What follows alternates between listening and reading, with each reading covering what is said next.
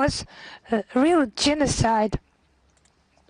In this issue, we cooperate with other bodies like Foreign Ministry interacts with our Statute of Limitations project under the President of the Russian Federation, as well as the Investigative Committee, the Prosecutor General's Office. We cooperate with them. Actually, the people of the Soviet Union have not only destroyed the Nazis on their territory, but they have brought life, liberation to other peoples of Central and Eastern Europe. They have literally stopped the Nazi destruction machine and extinguished the crematoria of the Holocaust. Those who deny that, they just support the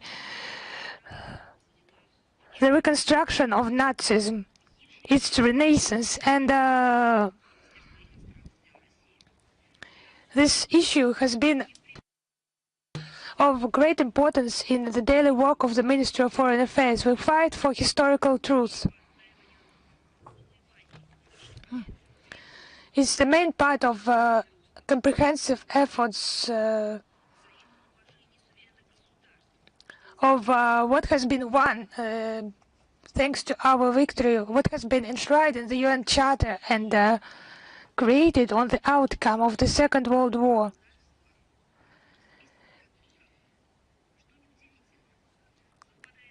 Our adversaries, other states whose list, it's not surprising, coincides with those who vote against the combating glorification of Nazism, neo-Nazism and other practices that contribute to fueling contemporary forms of racism, racial discrimination, xenophobia and related intolerance resolution.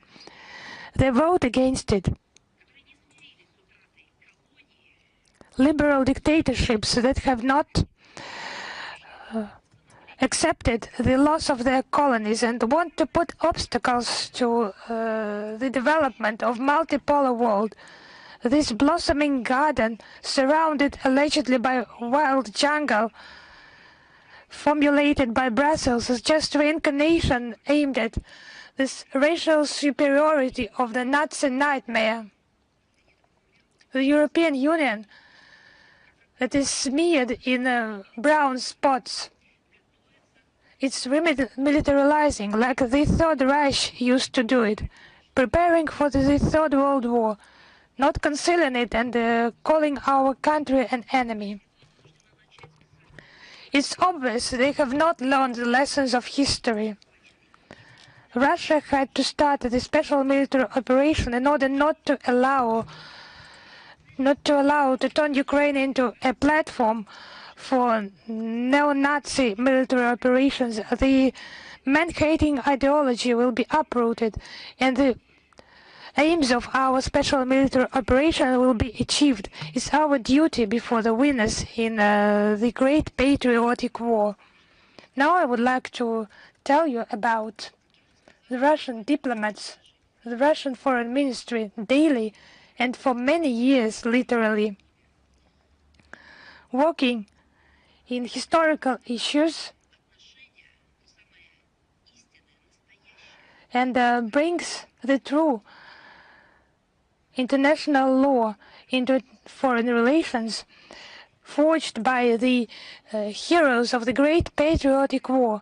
I would like to mention the preparations for the coming holiday, Victory Day, the 9th of May, abroad. In the accounts by Foreign Ministry in social media, we continue, and we are doing that on a daily basis, to tell you about the history of the Great Patriotic War, the feat of the Red Army soldiers. It's the colossal role played by the Soviet Union in the liberation of Europe and the entire world from this man-hating ideology. Just the product of Western European civilization, the Nazi plague. In Russian, English and other languages, materials about the key stages of the Great Patriotic War are published, about the heroes Based on the archive evidence, we tell you about the crimes of the Nazis on occupied territories, about genocide of Soviet people conducted by them. We do that not only for our competitors, but also for and together with the peoples of our brother republics and now sovereign states. We do not divide this information. These documents, these archive materials are not ours, they are our common evidence, because the feet of the Soviet people, it is the common feet. In many countries, Russian diplomats and competitors hold memorable events. They do not allow to keep silent about the truth about the victory. And the pseudo-historical truth they are trying to promote somewhere now. There have been the Immortal Regiment marches in many cities. Thousands of people participated in them. Despite provocation in a number of states of the so-called collective West, this event has already been held in more than 30 countries. In some cities, it has been the first time since a pause caused by the pandemics and the manifestations of Russophobia. In Busan, for example, in South Korea, it was the first Immortal Regiment procession since 2019. They try to somehow conceal historical fakes. They just express their hatred in many ways. Just imagine, diplomats just equal the Soviet Union, from where their great-grandfathers originated. They equal it to the Third Reich. It's just treason towards their ancestors, or it's just the descendants of Nazis. They cannot be called diplomats, because diplomacy should be based on international law and historical facts. It just can cause disgust, sincere disgust. As the head of the Kiev junta, Zelensky, his father's great-grandfathers, they fought for the Soviet Union, for our common motherland. They fought against Hitlerites, Hitlerite occupants and criminals. What would their ancestors say now? Looking into their eyes, just looking at their descendants for their personal benefits, just denigrating our common past, and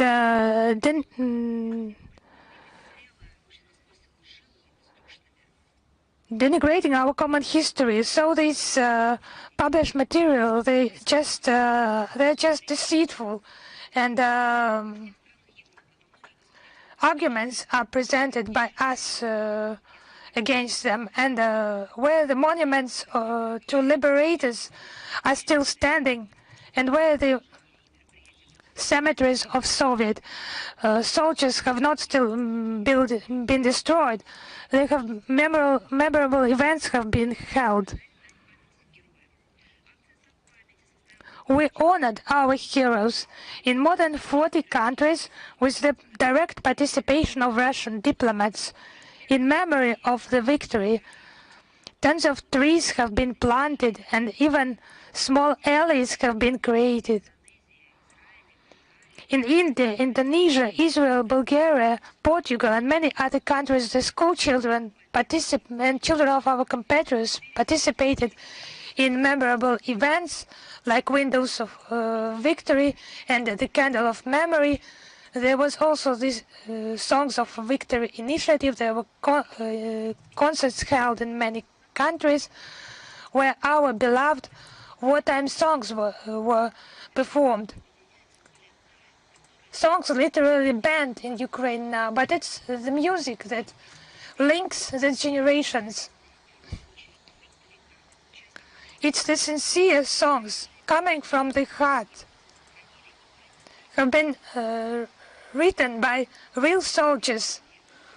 It's the truth about the good and the evil, about the fate of the people, about the human fates of our mothers, grandmothers.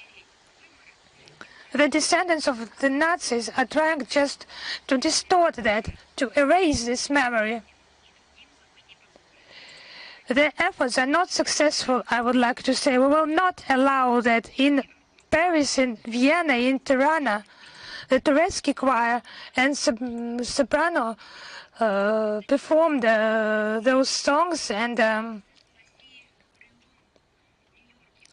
local audience, they just enjoyed those songs, and our competitors. And the Turecki choir concert has been broadcast. It's the second performance of the Turecki choir there. The songs are posted on the internet. They are shared for someone you know, some foreign friends, and Russia also participates in this initiative. We publish comments on the songs of the Great Patriotic War. We also post videos for those songs, and the Ministry of Foreign Affairs of Russia supports this initiative. And now our president will now launch in the Telegram the digital program in Russian and English, the so-called rounds with records of 20 most well-known victory songs. Please listen to them, please share them. Such audio visual messages. People from all over the world demonstrate a colossal interest towards the 80th anniversary of the victory and the historical truth. You can study that in the Foreign Ministry accounts. The information is uploaded on a daily basis, and there will be links in the text of the briefing. Please follow us. You can see a lot of very interesting events held by our foreign missions. It's not only the events in which Russian diplomats participate in the context of the 80th anniversary of the victory. There is also analytical work connected with this memorable date. It's been a report prepared on the shadow of Nazism covering Europe again. It has been it's about the glorification of Nazism. It's spreading the several different forms of Nazism. In jubilation 80 years ago, people thought that Nazism is finished. Nazism was finished, but such a high price, the highest price has been paid for this fight against Nazism. But it was just the head of this ominous iceberg. The entire Nazism needed to be destroyed, but actually, as we see now,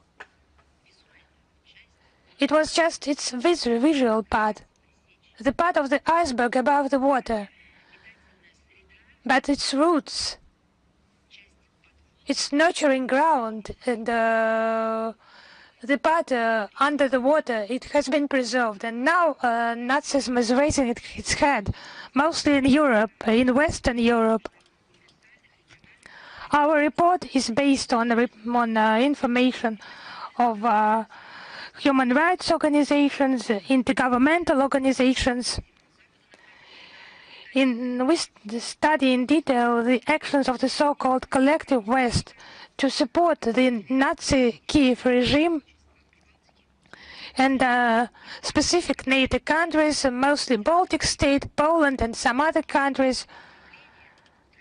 motivated by anti-Russia sentiments, having lost the remains of some historical memory, they just continue to destroy the Soviet heritage on their territory and intensify the work to falsify history on the history of the Second World War. Some representatives of political science, even historians, they just play along, unfortunately, because history has not taught them anything. The man-hating ideology is not just glorification of this horrible Nazism ideology. It's just creating the basis for its propagation. Our country has suffered enormous losses as a result of the Second World War, has destroyed Nazi representatives in Europe. It will never allow to forget the lessons of the past, to distort the historical truth, including the liberation of Eastern Europe and Central Europe countries. The liberation that has been the result of common efforts by anti-Hitler coalition. I appeal to journalists, political scientists, historians, please study this report. It's available in Russian and English. Share your assessments, maybe some materials. Possibly we will use them in the development of the next report. Now some events with the participation of Foreign Ministry. There has been an exhibition without the right to forget. This exhibition has been prepared on the order of the President of the Russian Federation, Vladimir Putin, within the framework of Victory Day celebration. It's about the crimes of the Nazis, their collaborators against civilians, the Russian archives, the Russian Ministry of Culture, Russian Historical Museum, and Historical Society participated, with the participation of Defense Ministry, Foreign Ministry, Federal Security Service, Federal Guard Service, Foreign Intelligence Service of the Russian Federation, and Foreign Minister Lavrov has greeted the participants in the exhibition. More than 1,200 exhibits have been presented in its collection. Thematical blocks have been formed with the most important museum and memorial items that vividly reflect the decisive contribution of the multinational Soviet people in the victory over Nazi Germany, and tell about the feat, the great feat, and the victims by the Soviet people during the liberation of the world from Nazis. Но роли отечественной дипломатии в достижении. Special attention is given to the role of the Russian diplomacy in the victory. There's materials of the archive of the foreign policy of the Russian Federation. There's a draft address of the then People's Commissar for Foreign Affairs of the USSR, Vyacheslav Molotov, to the Soviet people on the day one of the Great Patriotic War. Central place belongs to the original act on capitulation, enshrining the ultimate defeat of the NATO Germany. This exhibition gives the opportunity to the guests to see the memorabilia of those years, to feel the pulse of the military era, and to realize the greatness of the people victoire. It will be open until August 25th. And on the street that is close to our ministry, will host a photo exhibition dedicated to the Soviet diplomacy during the Great Patriotic War.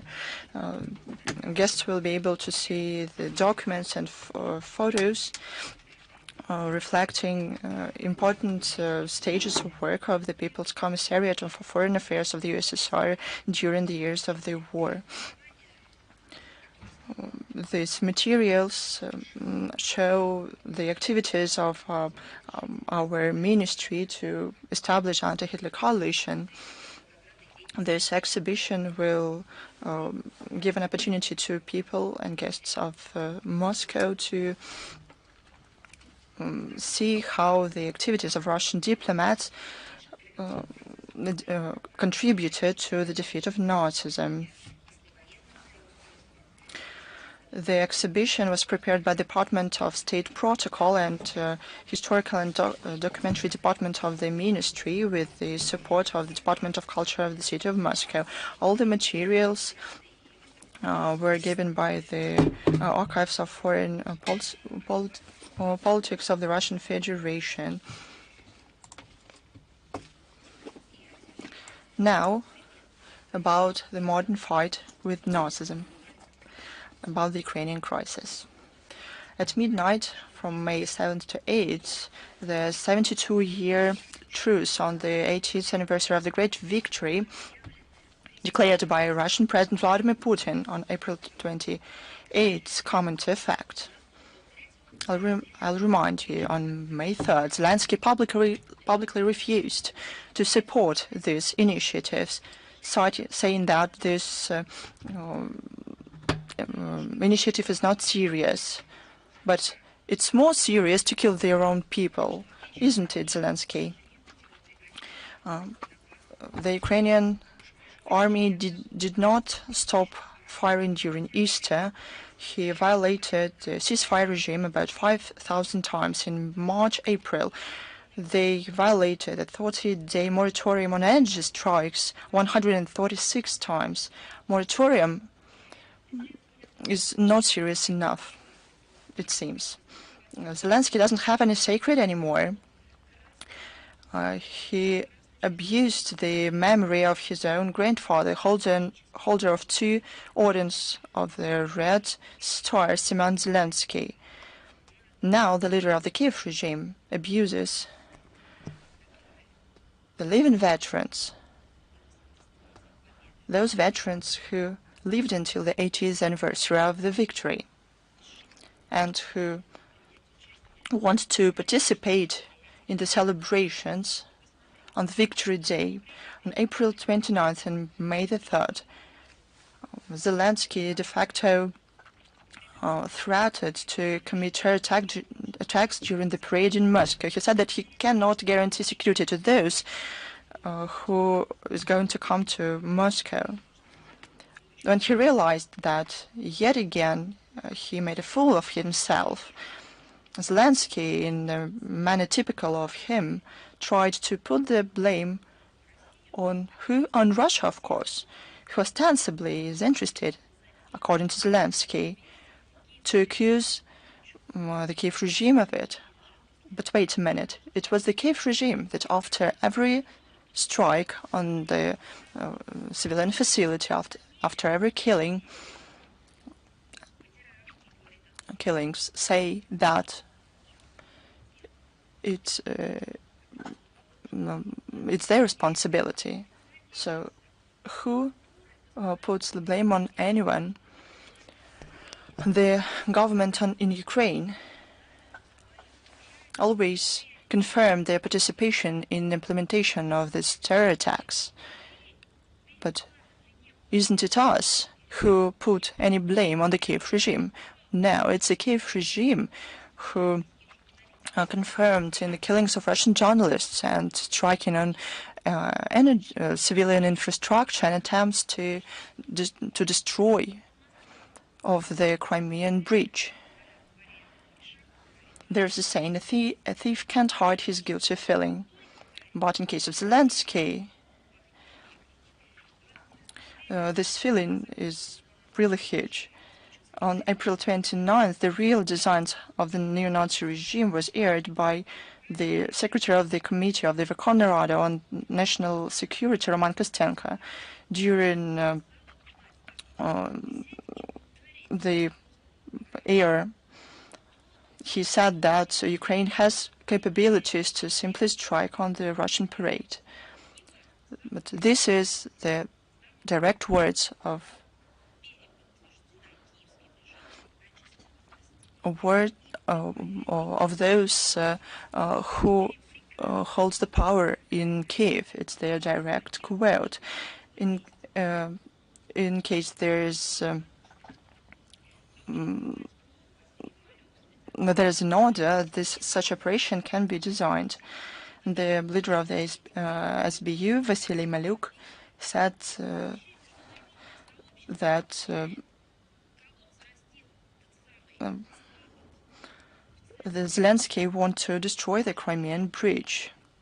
The international terrorists, look what they turned the Victory Day into. As a sign of NATO solidarity, the EU countries want to have an informal meeting of foreign ministers on May the 9th. One can think that it's not that bad, but where? In Lvov. The choice of the city, with rampant aggressive Ukrainian nationalism, whose authorities fight against tombs of Soviet soldiers, is quite symbolic. The participants is also important. They want to make a certain impression on the European Russophobes and inspire them to support the Zelensky regime. The main aim of the meeting is to try and stop the celebrations in Russian, but they understand that these plans are absurd. Now about the decommunization in Ukraine. The veterans of the Great Patriotic War who live in Ukraine are recommended. I would like to say this with, I need some courage to say this out loud. They recommend the veterans to hide the awards, those very awards for the victory, for fighting, for heroic deeds during the Great Patriotic War, on the inner side of the jackets, in order not to confuse the sensitive looks of the locals. They don't say that they're Russophobes, but it is clear that they are. What is this? How can we call this? This is a conscious abuse.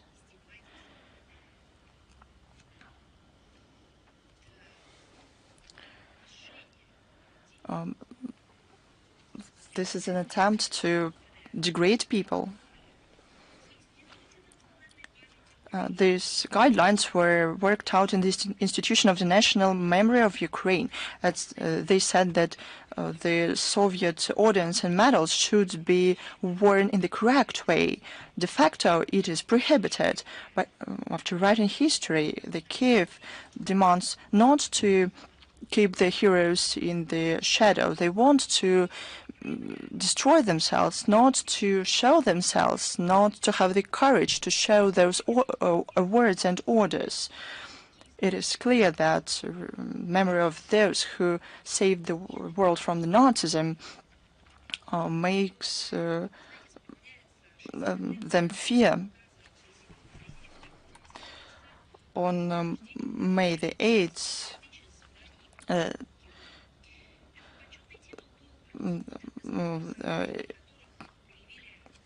May the 8th marks the 60 years since a directive was adopted about the title, the Hero City. This title was given for to Soviet cities where people showed mass heroism and courage during the Great Patriotic War. Today in Ukraine, neo-Nazis abuse important sites, but they cannot destroy the memory about the people who courageously fought in the war, who destroyed the Hitler Germany in Stalingrad and in other battles. Today, Russia yet again fights the Nazism in Ukraine. There's no doubt that we will do this. Kiev and Odessa will yet again be called hero cities. I once went to Mexico. It was a private visit and happened quite a lot of time ago. And not far from Mexico, and we went there to see some local museums. The guides said we should go to the suburbs and to see the pyramids. And this the total complex was indeed very good, and it's in the heart of Mexico. And we couldn't believe it when we came there. They're huge. They make up a whole complex, and it turns out that they were discovered not long ago, about 20 years ago. And I asked myself how such things can happen, that huge things that can be compared to modern skyscrapers can be forgotten. And people who didn't go anywhere from the region can forget about them. It's been about 15, 16 years since then, and now I do understand how humanity can forget whole cities and pages of their history, and the example of Ukraine. In our eyes, the history of hero cities are being forgotten, but I'm sure that in future they will be reopened. But we'll do even more. We will prevent the forgetting of the history of these cities. On May the 2nd, 2014, 11 years ago, Ukrainian Nazis killed in the trade union's house in Odessa dozens of innocent people who did not agree to the seizure of power in Kiev. Do you remember back then that the anti-people junta and their sponsors with power destroyed the legitimacy in Ukraine?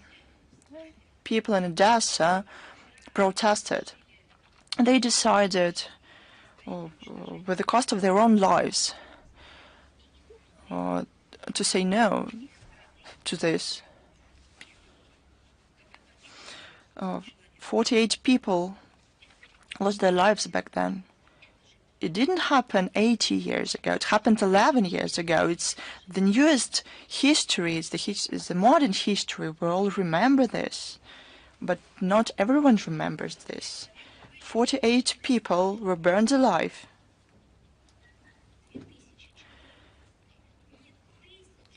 It happened in 2014, not in 2014, and not 2014 before our era. It is 2014 of our era.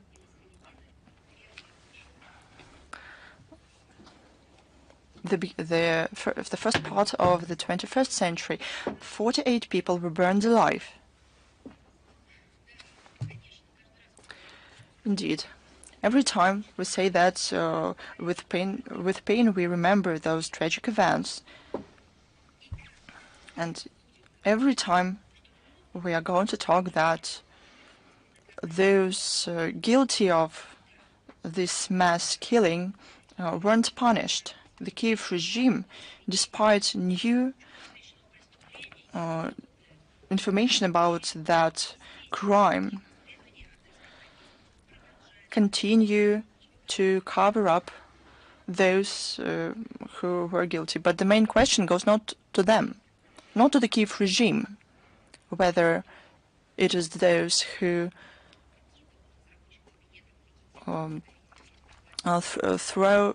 threw out the legitimate representatives of the Ukraine from their cabinet, Yatsenyuk and others. It's not the question to Poroshenko, who came after that and did everything not to investigate this crime. It's not the question to Zelensky. but although he promised to bring order into this matter. But it is a question to those who year after year said that human rights are sacred, that they are the basis of the development of the economy, finance, the culture, who looked at everything through human rights, who did not forget any cases that where they saw the violation of human rights. But where are those human rights institutions now? And those representatives of the Western public society? Now we know that they only received money from the USAID agency. Where were you back then, 11 years ago? You did not demand the investigation, not simply of the killing of people, but to sacrificing these people to neo-Nazism. The Kiev regime continues the terror against the Russian region, against civilians. In the night on April 28th, Ukrainian Nazis started the drone attack against civilian facilities. The Russian air defense systems put down 102 out of 115 drones. A civilian was killed, a woman was wounded. From April the 29th through May 6th, at least 4 people were wounded. On May the 4th, the Strela factory was damaged in the village of Suzemka. On May the 1st, the Ukrainian soldiers with drones made a terror attack on the market in the village of Aloshki. 8 people died and 20 were injured. On 24th of April, the UAV strike in the village of Mokroy Orlovka in the Belgorod region resulted in the death of a local chair of the Electoral Commission, Svetlana Tymoshenko, and the injury of her sister. The drone attacks, as you know, when I was in school, back in school and at the university, I read poetry dedicated to the Great Patriotic War. Valia Valentina. Now, this is what is happening right now that we have to deal with, our country has to deal with. But this complete lawlessness and cynicism of the West, they will have to pay for that. Someone will pay with, as it should be, in accordance with the corresponding laws, and we will be talking about this in more detail. And some in the West perhaps would have to answer a bit later, but they'll have to pay with seeing a generation growing of those who don't care about the ancestry and the history, a generation of those who will be not able to distinguish a truth from lies, who will not be able to protect their own countries, they will not be able to respect their own countries, and will have no love for their countries. As a result of this UAV attacks against a civilian sector, a car and a bus in other villages from April 25 to 4th of May, 4 civilians were killed and 15 were injured. On April 24th, the Banderites deliberately targeted the holy site in the Belgorod region with the UAV wooden temple complex New Jerusalem in the village of Zakharova.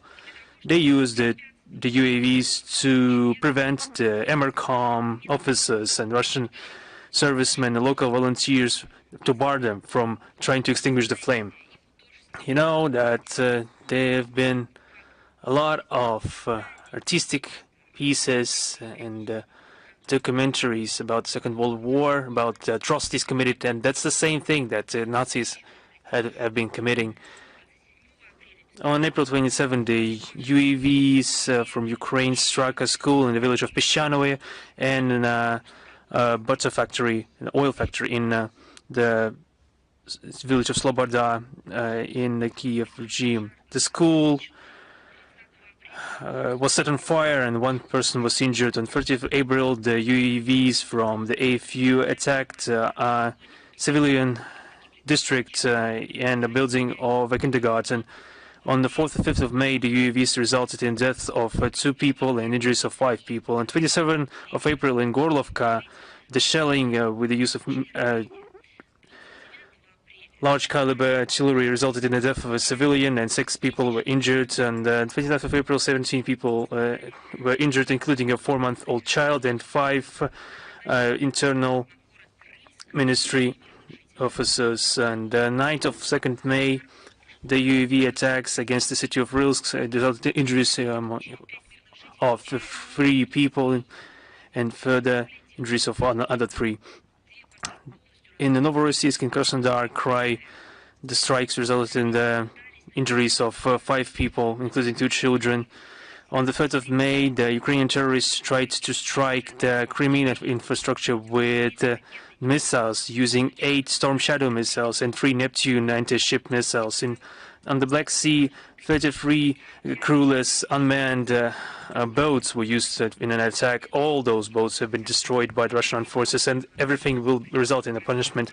Russian courts continue to sentence Ukrainian neo-Nazis and mercenaries for their war crimes and other atrocities. Andrei Zhurba and Anatoly Marmaza, the AFU militants, received 16 years in prison each. They mined roads and prevented the evacuation of peaceful Persia from the Kursk region. They have been in absentia sentences in regards to foreign mercenaries from Azerbaijan, Belgium, and Sweden. Gassar Analogly Mamedov, Maxim Roger Genry Barat, and Tobias Enquist. They have been sentenced to 14 years in prison each. All 3 have been declared. International search has been declared for all 3. A 9-year sentence was issued to the Colombian mercenary Miguel Angel Montilla Cardenas, who was captured by Russian forces in 2024. He accepted the blame. The Ukrainian Nazis are still continuing to identify themselves with their ideological predecessors from the Third Reich. Of course, there's proof of that. On the 26th of April, the militants of the Karpatskaya Sech Battalion published an invitation to the celebration on the occasion of the creation of the detachment, depicting the head of the SS, Heinrich Himmler, and other Hitlerites. In Lvov, there have been manifestations in the framework of the yearly glorification of the SS Galician division. One of the posters featured the photographs of 2 German Nazis in the period of the Second World War. One of the pictures was taken during the Kiev offensive in 1941, and second in the Ardennes in the Battle of the Bulge in 1944. We see the the telling example of glorification of the German Nazis and the collaborators from the Ukrainian rebel army, which has been deemed extremist in the Russian Federation. Those people have been capable of killing hundreds of thousands innocent Ukrainians, Russians, Poles, Jews, and other ethnicities. The modern Banderites, in their hatred and in the cruelty, have surpassed the ancestors and their idols. But those are not just separate problems. Those are the problems that, in concert, are one large global problem. We see new testaments of overwhelming corruption, the all echelons of the Kiev regime.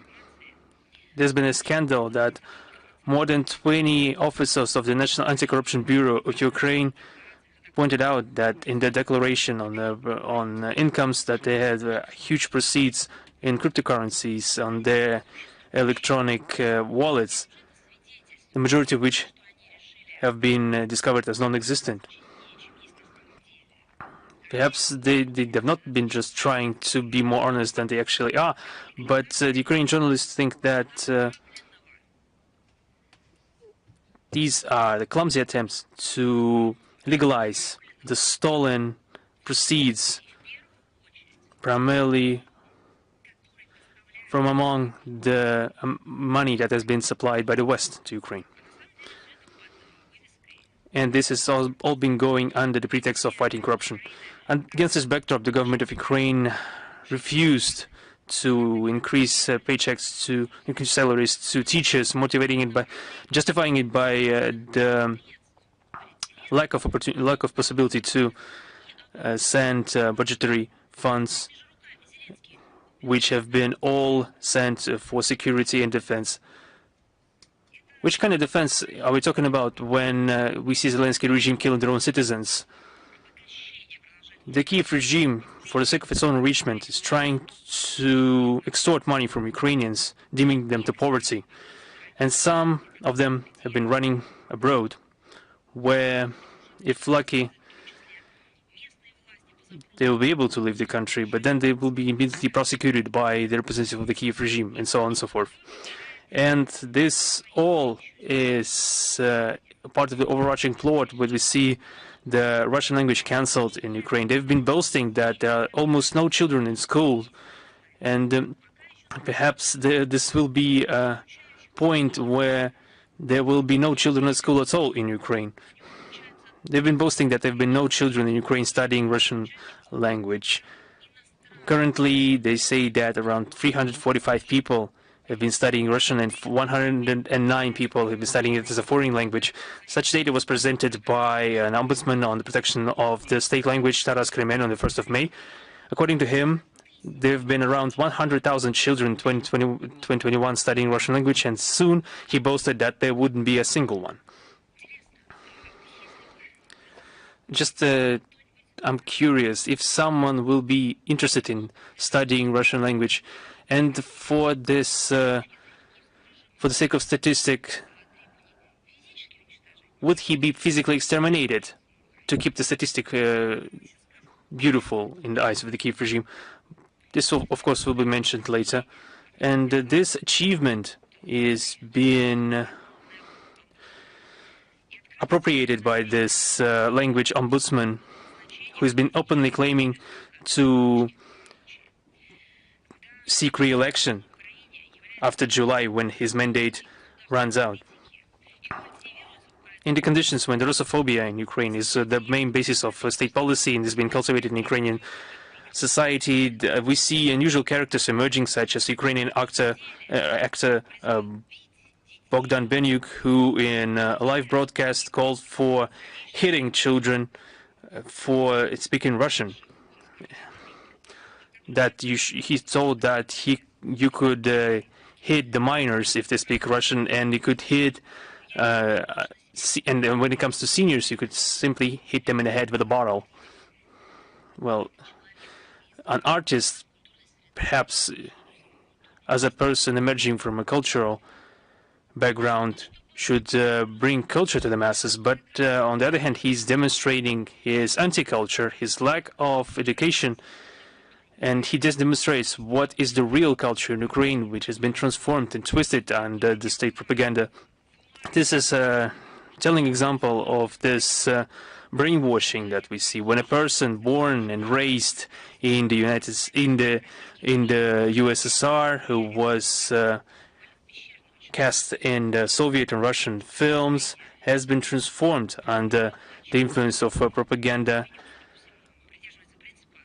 Bogdan Benyuk perhaps is sticking to the principle, money doesn't smell. Perhaps in Ukraine money truly doesn't smell. Some people in Ukraine, for example, Zelensky, truly do smell something in Ukraine. The actor was also asked what about his own son, what was he doing, and he answered that he wasn't really in a hurry to give the duty to the motherland. Remember the case of Kuleba? He said the same, that he gave all to Ukraine, but at the time he was living in Central Europe and he had a new home. We see all those photos of Ukrainian officials and former Ukrainian officials enjoying the lavish lifestyle, and the citizens of Ukraine are trying to seek answers, so why he abandoned them. And all those who left don't care about them. The members of the ruling regime are acting precisely in that manner. They are sending people to the slaughter, and they are hiding their own children in universities or abroad, or are just or inventing legends about them. Another comedian is very famous in Ukraine. He also was cast in Russian films. He was friends with colleagues in Russia. He supported the Russian language. And for the sake of money, he betrayed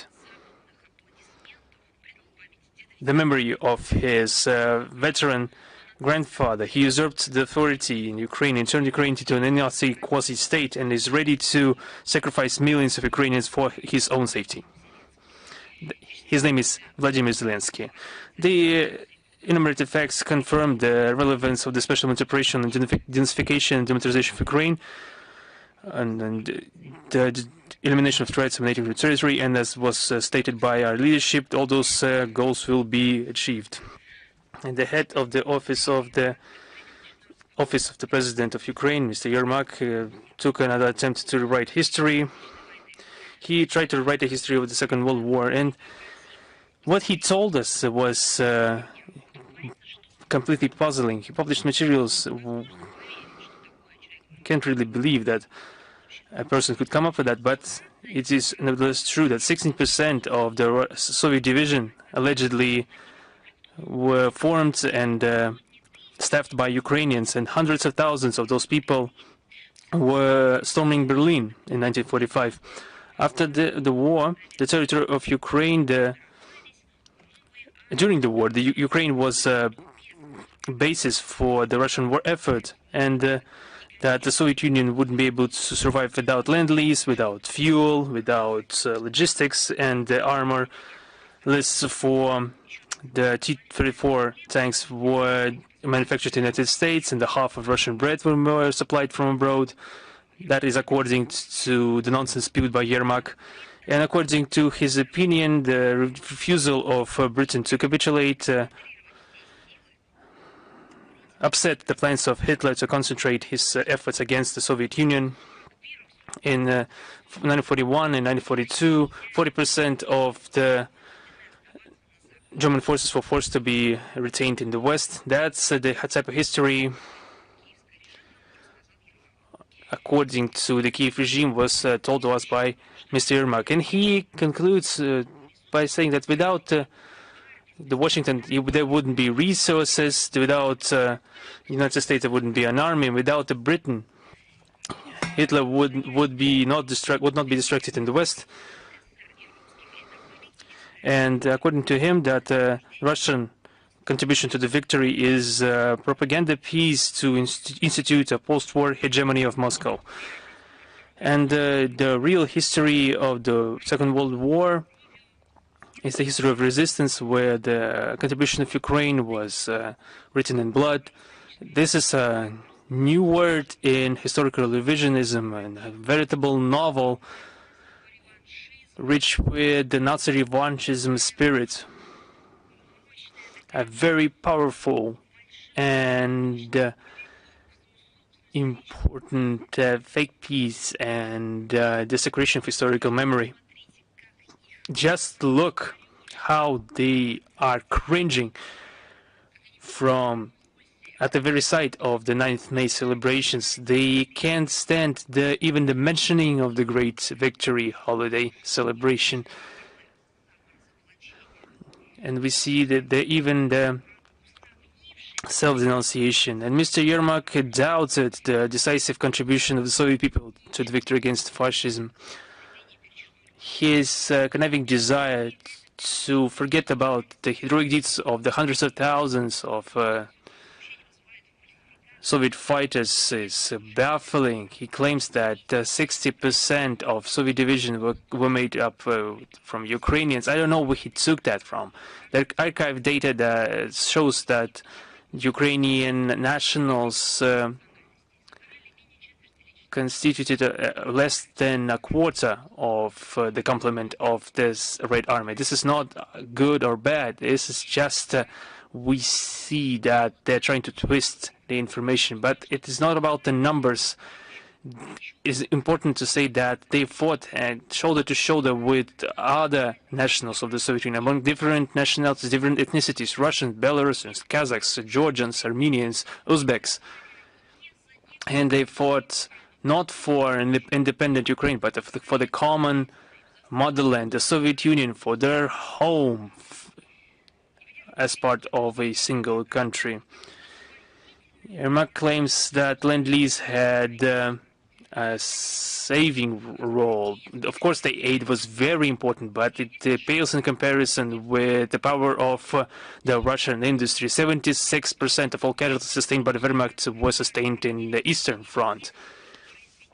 Almost all operations of the Soviet army were conducted with the use of equipment manufactured in the Urals, in other factories that have been moved to the hinterland, and everything that has been created by the heroic deeds of the Soviet people. I will once again remind everyone that perhaps I thought everyone knew about that, but I'm being surprised to the fact that the Lend-Lease wasn't free.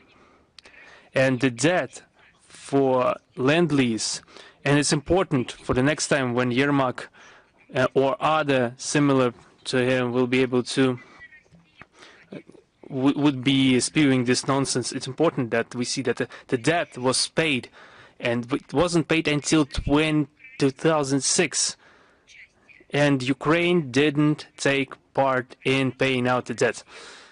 And seemingly they should have been, because despite the fact that they have refused to participate in negotiations regarding Russia inheriting the state debt, the foreign debt of the Soviet Union. This completely discredits the only position expressed in the Bankovaya. The modern Ukraine is also experiencing heavy debt, and the debt will be laid upon the shoulders of the future generations of Ukrainians. The difference is that then Lend-Lease helped destroy the common enemy, the Nazis, the fascists, and today this aid that will be paid for by the future generations of Ukrainians, they will be paying for that throughout their whole lives. They will be paying for that aid. And this aid is coming to their own detriment in the future. And the thesis about the half of Soviet bread manufactured abroad is also ludicrous. In the most daunting times during the war, the Volga region, the Siberia regions provided all the grain for the front. The shipments abroad consisted around 10 or 15% of the total amount of grain circulating in the Russian Federation. Regarding the armor for the Soviet tanks, and the manufacturing of this type of steel was developed in the factories in the Urals and brought from Kharkov. And the same thing was mentioned by the Prime Minister Churchill and President Roosevelt regarding the USSR's contribution. We understand why Yermak is doing what he's doing. He needs to show his type of loyalty to the West, then show it in a way that doesn't degrade the memory of the President Roosevelt and Prime Minister Churchill, as if contradicting their own statements. I would quote those statements in 1943, President Roosevelt, in his letter to Stalin, he wrote, "I congratulate you on the brilliant victory of your troops near Stalingrad." And the commanders, frontline commanders, men and women who have supported the worked at plants in the field, they just united, not in order to just forge the glory of arms, but also to with their entire energy to reach the defeat of our common enemy. End of quote. Further, UK Prime Minister Winston Churchill, in his letter to Stalin, noted the future generations will recognize their duty towards the Red Army as we are doing that. They have done a lot for us to survive that and to live to see those achievements. Can this quote by Churchill be made now at Downing Street at Foreign Office for British media who are so proud of their British education, for them to quote the testimonies of UK Prime Minister Winston Churchill? Now the agonizing Zelensky regime is experiencing one fail after another. It's just in favor of the West, just contributing something to them. It will not influence our Victory Day celebrations and attempts just to attribute the victory to someone else, to someone uniquely, to the British, to the Americans. It's just an offense against all the memory of all the peoples of the Soviet Union who have paid the highest price in order to liberate Europe from Nazism.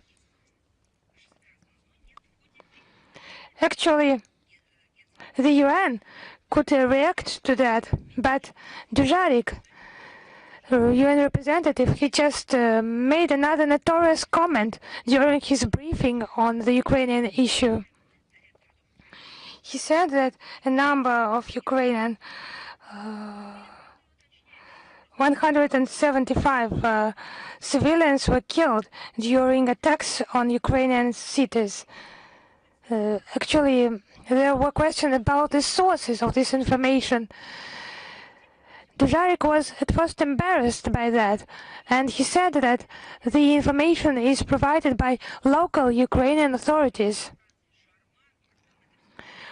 I would like to say, Sharman, we're just so tired of that. When you are asked at the UN Secretariat about the specific confirmed facts, you say that you have not seen, you have not heard this information. Do not distribute that. But when it is anti-Russia information, you just find some data for that, and it's discrediting of our armed forces, and the UN Secretariat should deal with verified data from reliable sources of information. We're speaking that blatantly. We're just addressing the Secretary General representatives. It's just the Ministry of Defense regular reports. They say that the strikes on the 23rd, 24th of April were done only against military sites, missile and tank sites. It's just not the first time of horrible insinuations regarding the Ukrainian crisis. The UN Secretary General used to fight against such insinuations. The efforts, they just need to be better employed. Now they just support the most absurd accusations against our country. Take Bucha, for example. The same people, they said they visited the site, they heard, they saw everything. They just mourned, but it's unclear who they mourned. We have asked tens of times, requested the UN Secretariat to provide the lists of those allegedly killed there. Nothing has been provided.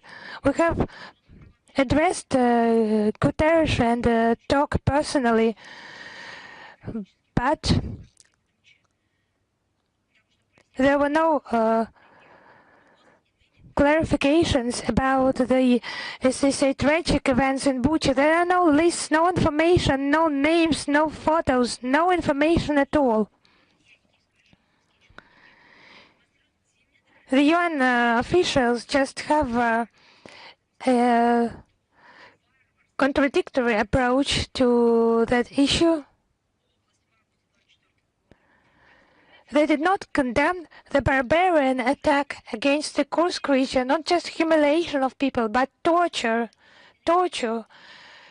against civilians by the Ukrainian armed forces and by that Bankova gang.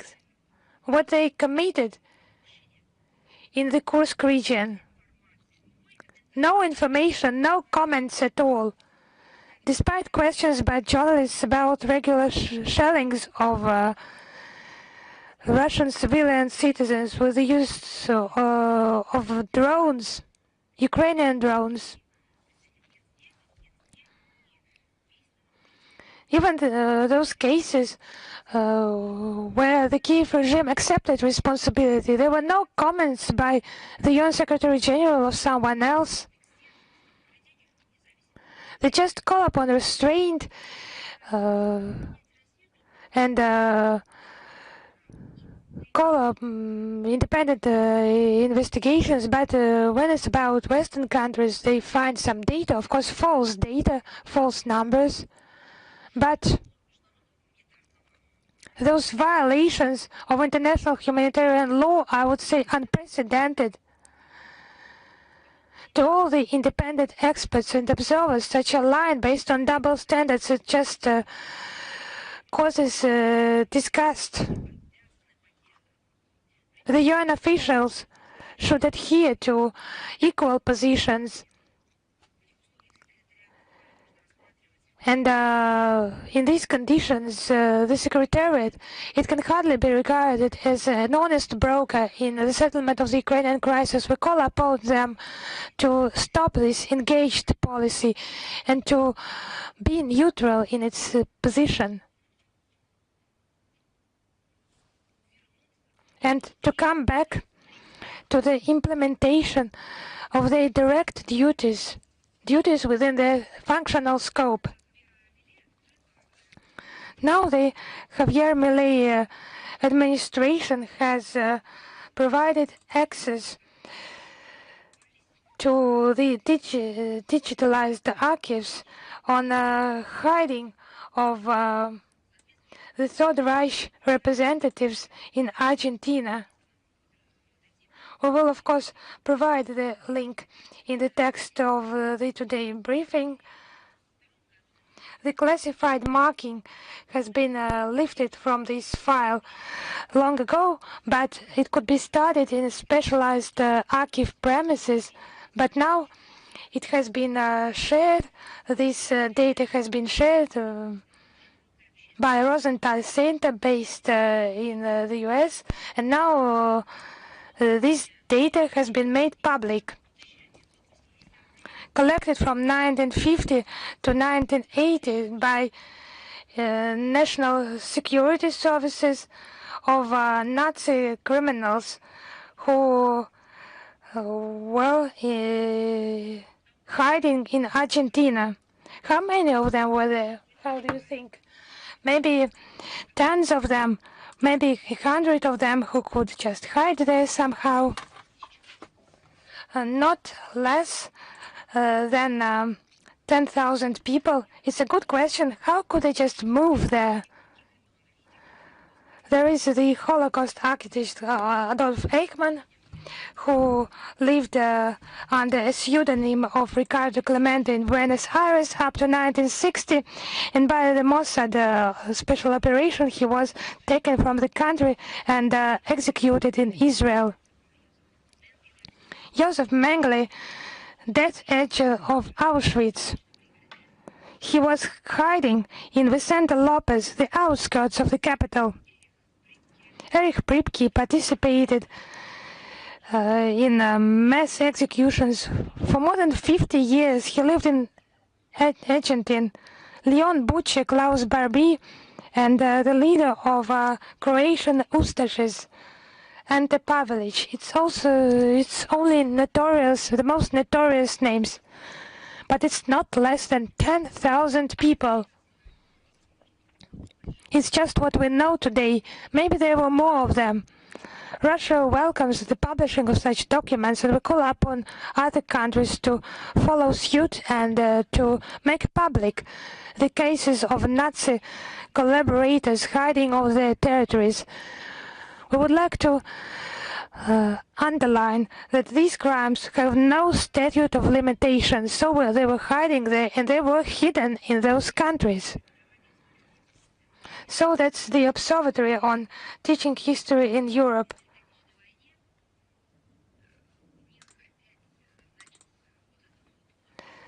On the eve of the 80th anniversary of victory in the Great Patriotic War, they just started this frenzy, continued it, and published that report.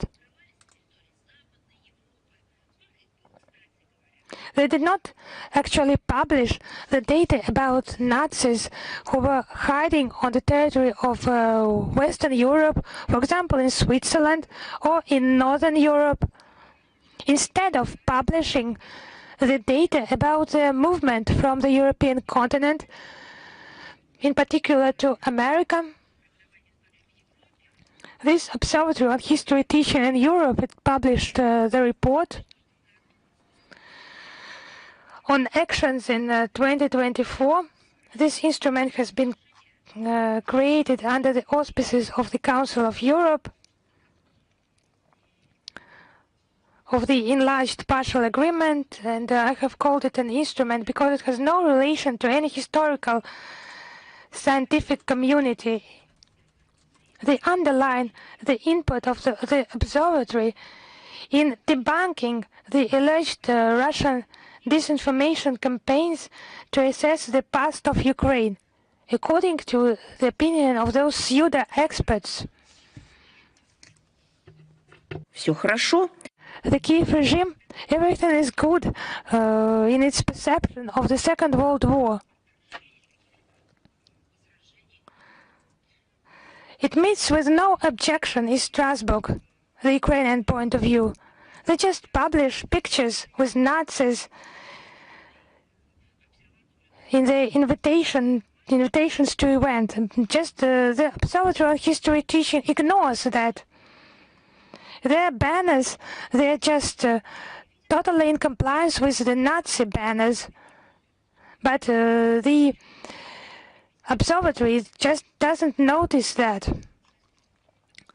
It just turns a blind eye to the Nazi marches and actions against those who do not agree on the territories controlled by Zelensky and his gangs. Approaches were promoted that were politicized and hostile towards our country. It's from 5 to 6 December 24, the annual conference of this observatory in Strasbourg in 2024, and we were accused of being politicized and confrontational. What this phrase means, it's impossible to understand that. Actually, its purpose was to balance the history teaching and the communication between professionals, but it has turned into an instrument, you see, necessary for further degradation of conscience, self-conscience of the peoples of Europe. It's just a mouthpiece for openly anti-Russian and revisionist approaches. It just causes indignation. This so-called observatory, they are trying to reformat history through that.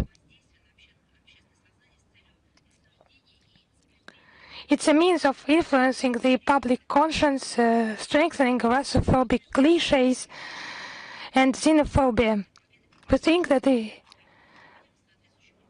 fighting the historical truth is unacceptable. We will react and we will cooperate with all those who are open for dialogue, who treats the historical memory with care and attention. In Warsaw, there has been the 10th summit of the Three Seas initiative. It's just some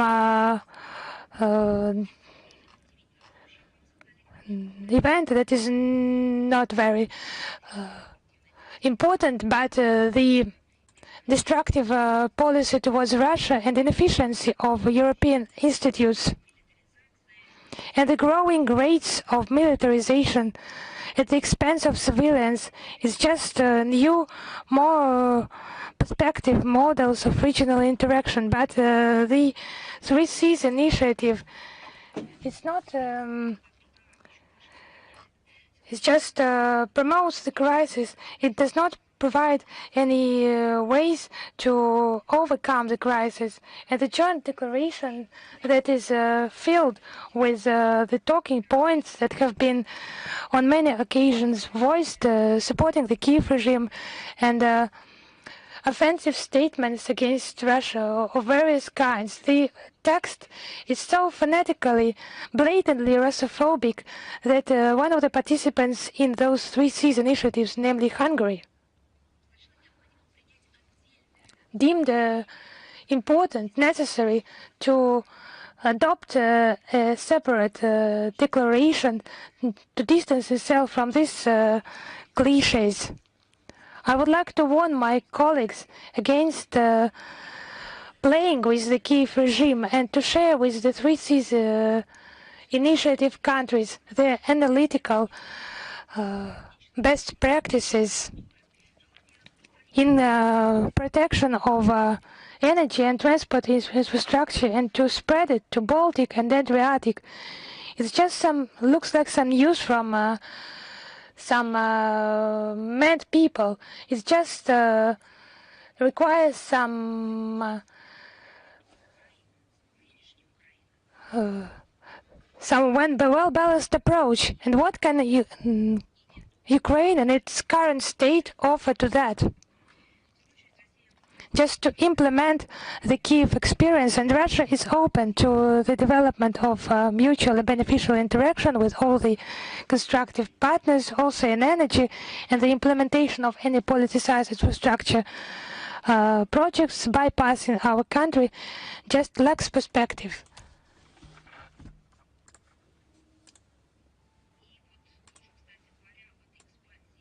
And about this NATO expansion, since the 28th of April in Georgia, there are command post exercises in Georgia with the participation of NATO. 17 member countries participate, including Armenia and Azerbaijan.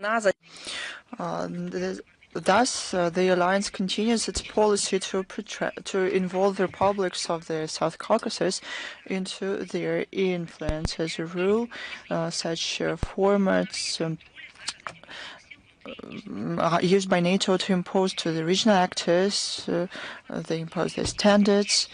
They create conditions to reshape their defense base. No one should harbor any illusions. And the actions of the NATO aim not at strengthening security, but to create the zone of instability and tensions. We hope that the above-mentioned republics will be critical in terms of participation in such events. One more important topic, our foreign ministry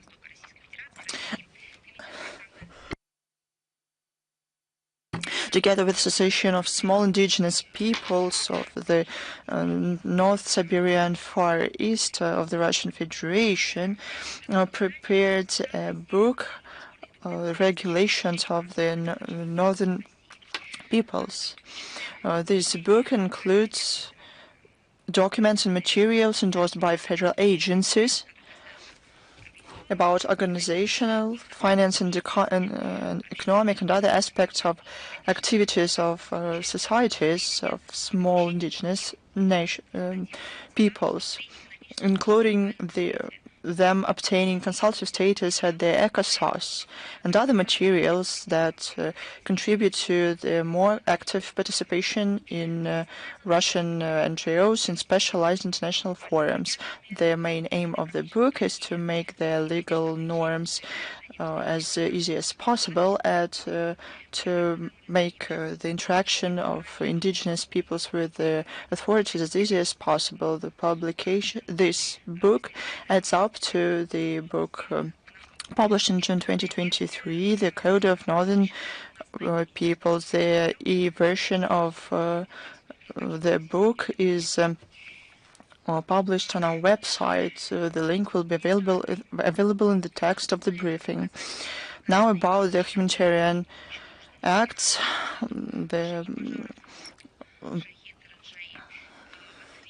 In response to the request of our Iranian friends, the President of Russian Federation, Vladimir Putin, made a decision to urgently send to the city of Bandar Abbas several special flights of the Emircom of Russia with experienced professionals to extinguish the fire in the port of Shahid Rajai. Despite difficult meteorological conditions and severe hurricane, our specialists made it to that place and started to extinguish the fire. Amphibious planes made several flights to drop water on the fire. Our diplomats facilitated Russian rescues in terms of coordination with Iranian colleagues. On April 27th, the President of Russia extended condolences to the leader and President of the Islamic Republic of Iran following this tragedy. Russia is going to help our friendly people of Iran, like it happened in the flood in the northern parts of the country in April 2019 and following a destructive earthquake in February 2023. On May the 7th marks the Day of Radio. That very day in 1985, during the meeting of the Russian Society for Physics and Chemistry, Russian inventor Alexander Popov presented the first radio that he created. It was a technology that changed the humanity for good. Since then, this date went down in history of world science as the day when the radio was born. Since it was then when the era of instant communication started. Russia contributed to it significantly. Radio became the basis for creation of navigation systems, mobile connection, wireless networks, and the internet. We cannot imagine our life without them. Also, in the 18th anniversary of the Great Victory, I'd like to say that it was this invention that the Soviet soldiers helped Soviet soldiers to maintain their morale. Do you remember the reports of the Soviet Information Bureau? Do you remember this? Attention, Moscow speaks. Back then, not only our country, but the whole world learned from these reports through radio how we fought Nazism, how our ancestors did it. The Third Reich even declared radio announcer Yuri Levitan as a personal enemy of Hitler. But the Kiev regime did the same thing. The presidential office declared journalists and Russian media personal enemies of Zelensky. And there was a list of the so-called peacekeeper. The radio, despite all the predictions of skeptics, withstood and proved that the true values endure. When the IT companies turn the internet into a tool of censorship, radio remains the oasis of freedom. It doesn't require subscriptions, doesn't block undesirable opinions, doesn't sell data of users. Some say that it is easy as the truth itself, as accessible as the air. radio continues to unite people where the democratic algorithms make walls. Today, Russian broadcasters, successors of Popov, have to face not only the technical challenges, but attempts to make man-made obstacles, who makes them the collective West, who verbally declare freedom of speech as the fundamental principle, cynically block Russian media, introduce sanctions against journalists, and outlaw them. I'm not even talking about the Miratori's website, where people are ticked off when they are killed. Just think about it. They prohibit the radio, the technology that survived 2 world wars. Isn't it a sign of moral bankruptcy of the so-called liberal model? They say that they fight against disinformation. In reality, they fight alternative opinions. When they block Sputnik on Voice of Russia, they don't protect people. They hide them into an information bunker, so they cannot hear how myths about infallibility of the Western policy are destroyed. But it is in vain.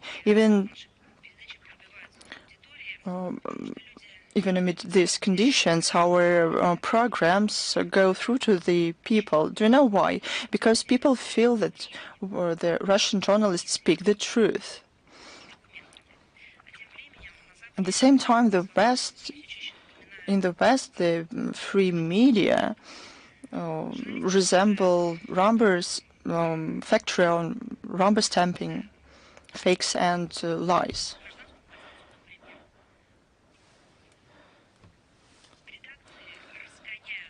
Journalists are thrown to prisons. Newsrooms are dismantled for their wrong questions or materials. For being objective, you can be left without not only career but even life. But why not? Because the Kiev regime killed a lot of journalists, and the West kept silence about it. Our radio, like 130 years ago, will continue broadcasting despite everything, because the air does not know boundaries, and the truth shouldn't be explained. I would like to congratulate all those involved in radio making with this holiday. I wish you achievements and success. This is a very difficult profession today. It's even a mission. And until we can hear voices in the speakers from Kamchatka to Kaliningrad, we're sure, no matter how hard our enemies try, all their technologies cannot block the truth and stop the course of history. Because history is written by those who, like Popov, look into future, not into the past. I congratulate you on the day of radio. May your air be clear, unlike the conscience of those who is afraid of it. One more announcement. On June, the event takes place in Kazan annually since 2016. It is organized by the Association of Young Diplomats and the government of the Republic of Tatarstan. Some 300 young diplomats participated in it. The main topic of this event is the diplomacy of victory, is dedicated to the 80th anniversary of the victory. A lot of representatives of the countries from the iOS countries will participate, and this discussion will concern the relevant topics. Sergei Lavrov sent his welcoming remarks to the participants.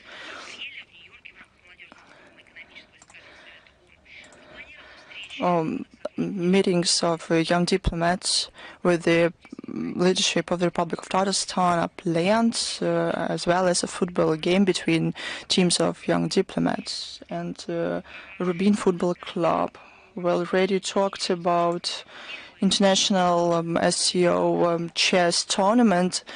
Two of them already took place this year. The second round was attended by 2,000 sportsmen from 68 countries, as well as representatives of more than 70 regions of Russia.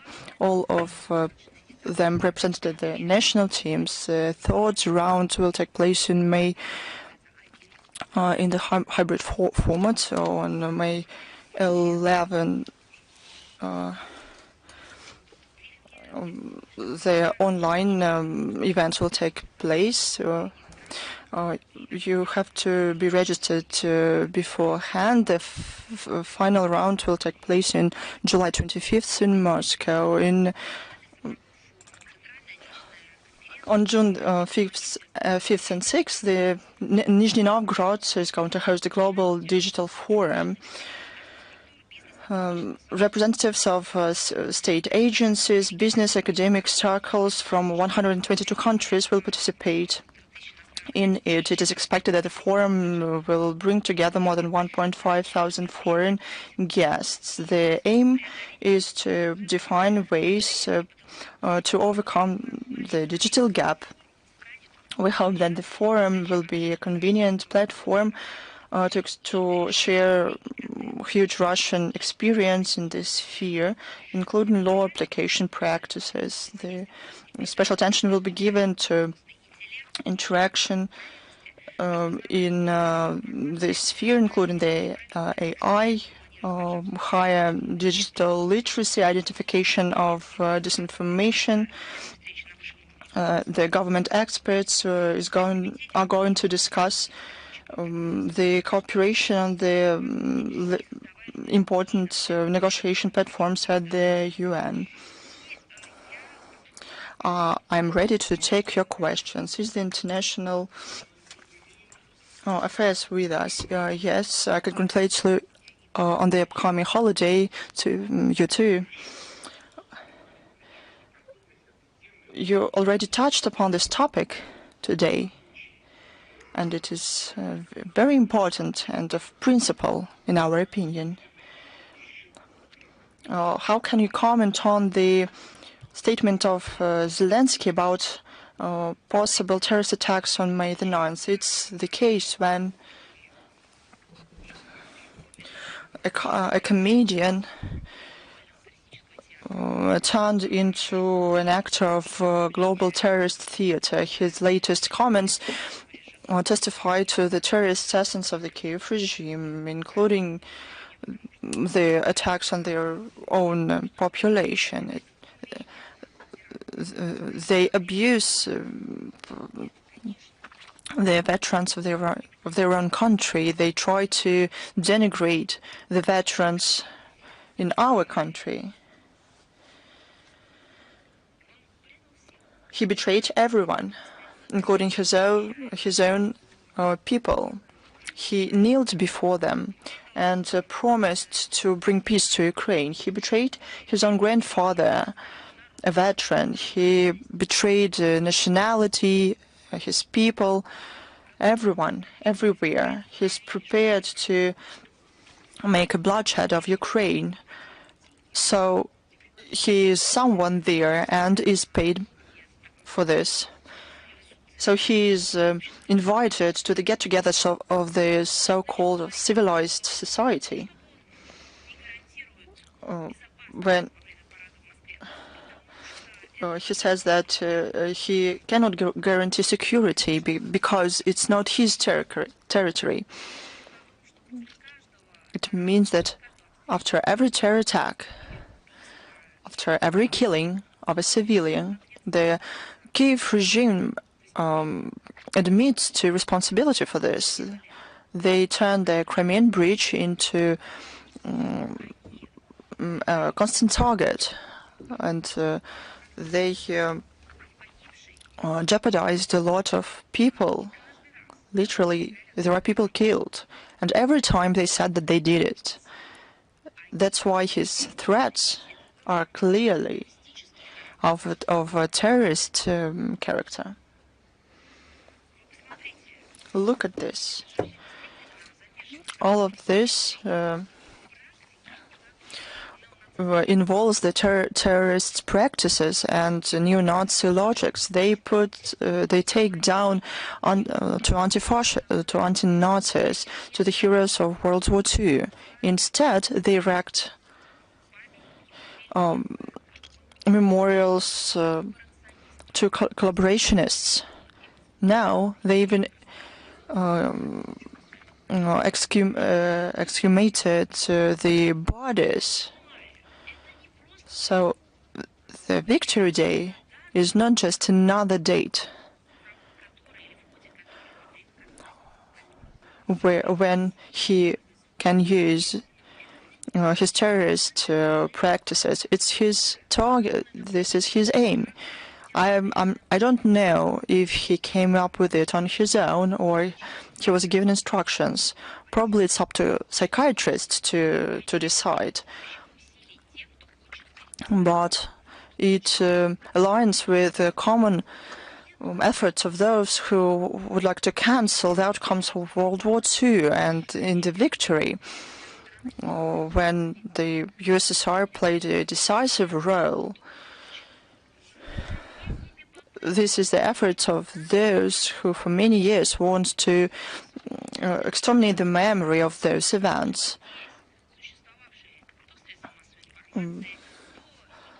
There were a lot of people who here in Russia who said that parades should not be taking place, that the uniform shouldn't be worn to do with those events, as a sign of respect to their own ancestors whose great-grandparents wore that uniform. All of this took place, but when they realized that they cannot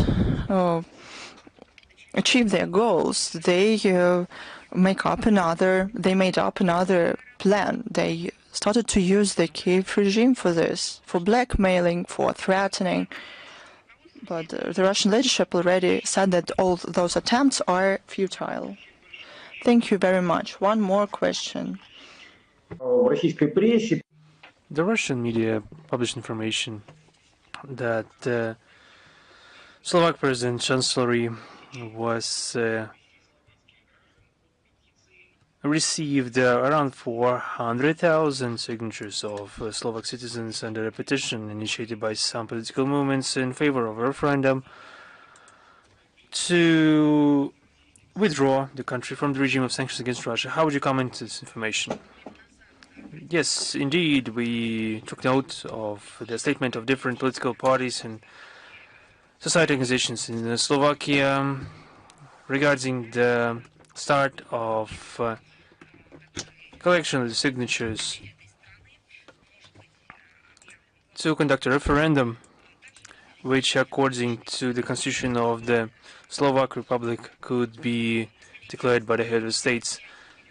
And 400,000 signatures for a country with a population of 5 million people is an important number. This is another reflection of the fact that there are more and more sane citizens in European countries, and politicians and activists who understand not only the illegal character but the senseless character of the introduced restrictions against Russia, and the damage of the sanctions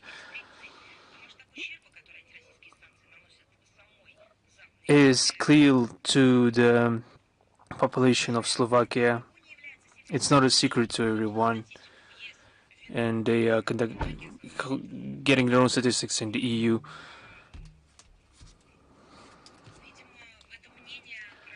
This opinion should be listened to by the Western Europeans and other European authorities. Thank you very much. Is Singhua with us? Yes, good afternoon, Madam Zakharova. Xinhua Xiaodin. I would like to congratulate in anticipation of the upcoming celebration day. I just wanted to ask two questions today. First question, the Chinese leader will be paying a state visit to Russia and will take part in the celebratory events in Moscow on the occasion of the 80th anniversary of the victory in the Second World War, in the Great Patriotic War. What do you think? What is the significance for the further deepening of political respect, trust, friendship, and cooperation between the countries, and for keeping the results of the victory in the Second World War and the post-war world order, and the maintenance of international justice? This is my first question. The upcoming visit of the chairman of the PRC, Xi Jinping, in Russia will be one of the central events in the Russian-Chinese relations in this year for countries that borne the brunt of the fight during the Second World War against the German Nazism and the Japanese militarism. The preservation of memory and protection of historical justice is a solemn duty.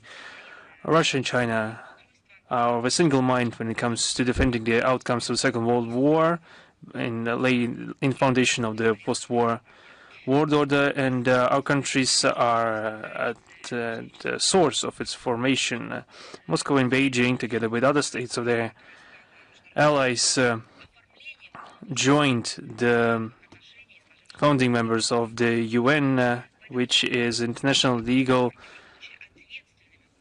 expression of the new system of international relations that has been established as a result of war. That's why we, as well as our Chinese friends, being responsible participants of the world community, join in efforts in the protection of the priority of international law, preservation of the central role of the UN, and the respect of the foundational principles of its charter and the full interconnectedness. And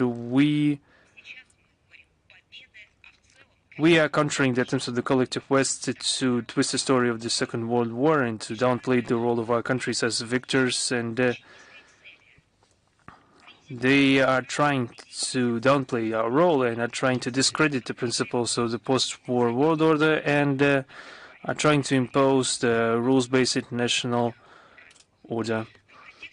In this context, the upcoming Russian-Chinese summit will send an important signal to the international community regarding the joint approaches of Russia and China regarding the protection of the post-war order and the countering attempts of the falsifying of history of the Second World War, revising the post-war architecture of international relations, where Russian Federation as a continuing state of the USSR and China too has both have a status of key guarantors of the world architecture. The negotiation will include a broad range of common questions, and we are preparing an important package of documents for signature regarding the cooperation on different avenues, and we are convinced that the outcomes of negotiations of President Putin with Chairman Xi will be serving to give another impulse to the complex development of the Russian-Chinese relations of mutual partnership and strategic interaction. Thank you. My second question is that this year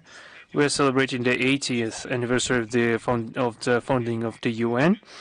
And being permanent members of the Security Council and foundational countries of the UN, in your opinion, do China and Russia should China and Russia cooperate on international multilateral platforms to ensure the correct direction in the global governance, and should we jointly promote the multipolarity of the world characterized by mutual respect and equal rights? I already partially answered this question, and I mentioned this on numerous occasions, that Russian President Putin mentioned that the Russian-Chinese relations have come to an unprecedentedly high level to reinforce global stability by the mere fact that they exist. These evaluations are extended to a bilateral cooperation in the multilateral format, especially at the UN, which is a multilateral platform in the mutually beneficial order, not intended to be used against third countries. Moscow and Beijing bearing responsibility for the fate of humanity as one of us countries part of the group of the founders of the UN and as permanent members of the Security Council defend a democratic and just polycentric world order based on the UN Charter and other norms of international law. We are convinced that the consideration of interests of all countries and the rejection of any claims to exclusivity, refusal of hegemonism and neocolonialism is a prerequisite for a stable and safe future. We see the UN as a unique, legitimate, representative platform to elaborate collective responses to key challenges of modernity in the conditions of the upcoming multipolarity. We deem it necessary to have progressive efforts to restore the authority and the efficiency of the UN. We need to reinforce its central coordinating role in world affairs, and we have similar approaches when it comes to the reform of the UN. Our countries are expressing solidarity when it comes to most regional and thematic and local subjects in the UNGA and the UNSC. We prevent the imposition of unilateral narratives broadcast by a small group of countries, and those decisions should become a dominant idea to the detriment of the global majority, and they should be presented at the collective will of the world community. We continue our work to give draft resolutions a balanced character, which would take into account the priorities and aspirations of the global south countries and the overarching plot of Russian-Chinese contacts in this year is the topic of the victory over German Nazism and Japanese militarism. We point out that Beijing co-sponsored a resolution of the UNGA presupposing a special solemn session of the UNGA on May 7th. Together with our Chinese friends, we support attempts to preserve memory regarding the war, and we counter any attempts to rewrite history. We want a correct understanding of causes and the results of the Second World War, one of the results of which has been the creation of the UN-centric system of international relations. We intend to continue our cooperation within the UN. We will counter any attempts to try to bring discord to the Russian-Chinese tandem, which is a guarantee for the harmonious coexistence of all countries and peoples, democratization of modern world order, and defense of the key national interests of our countries. Thank you very much. Thank you. Is the Media Corporation of China with us?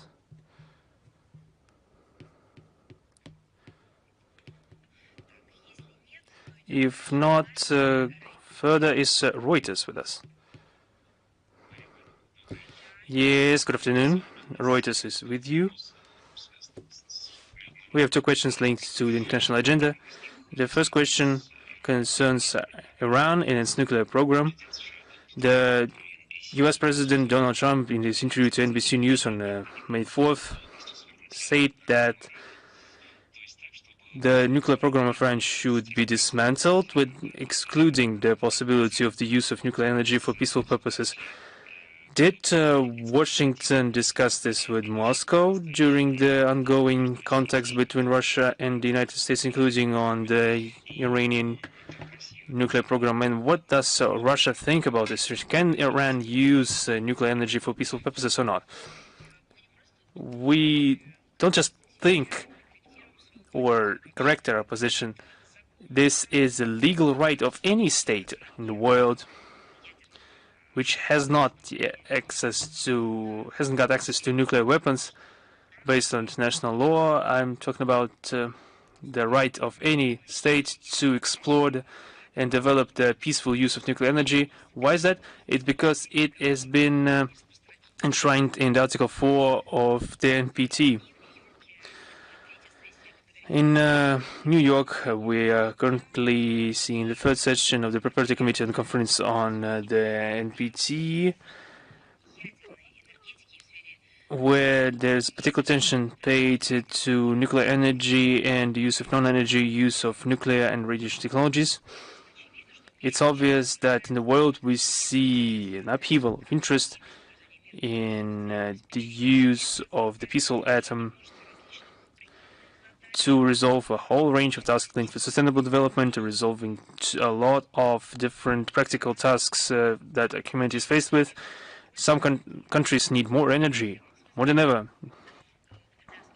And I use this energy in its primary sense.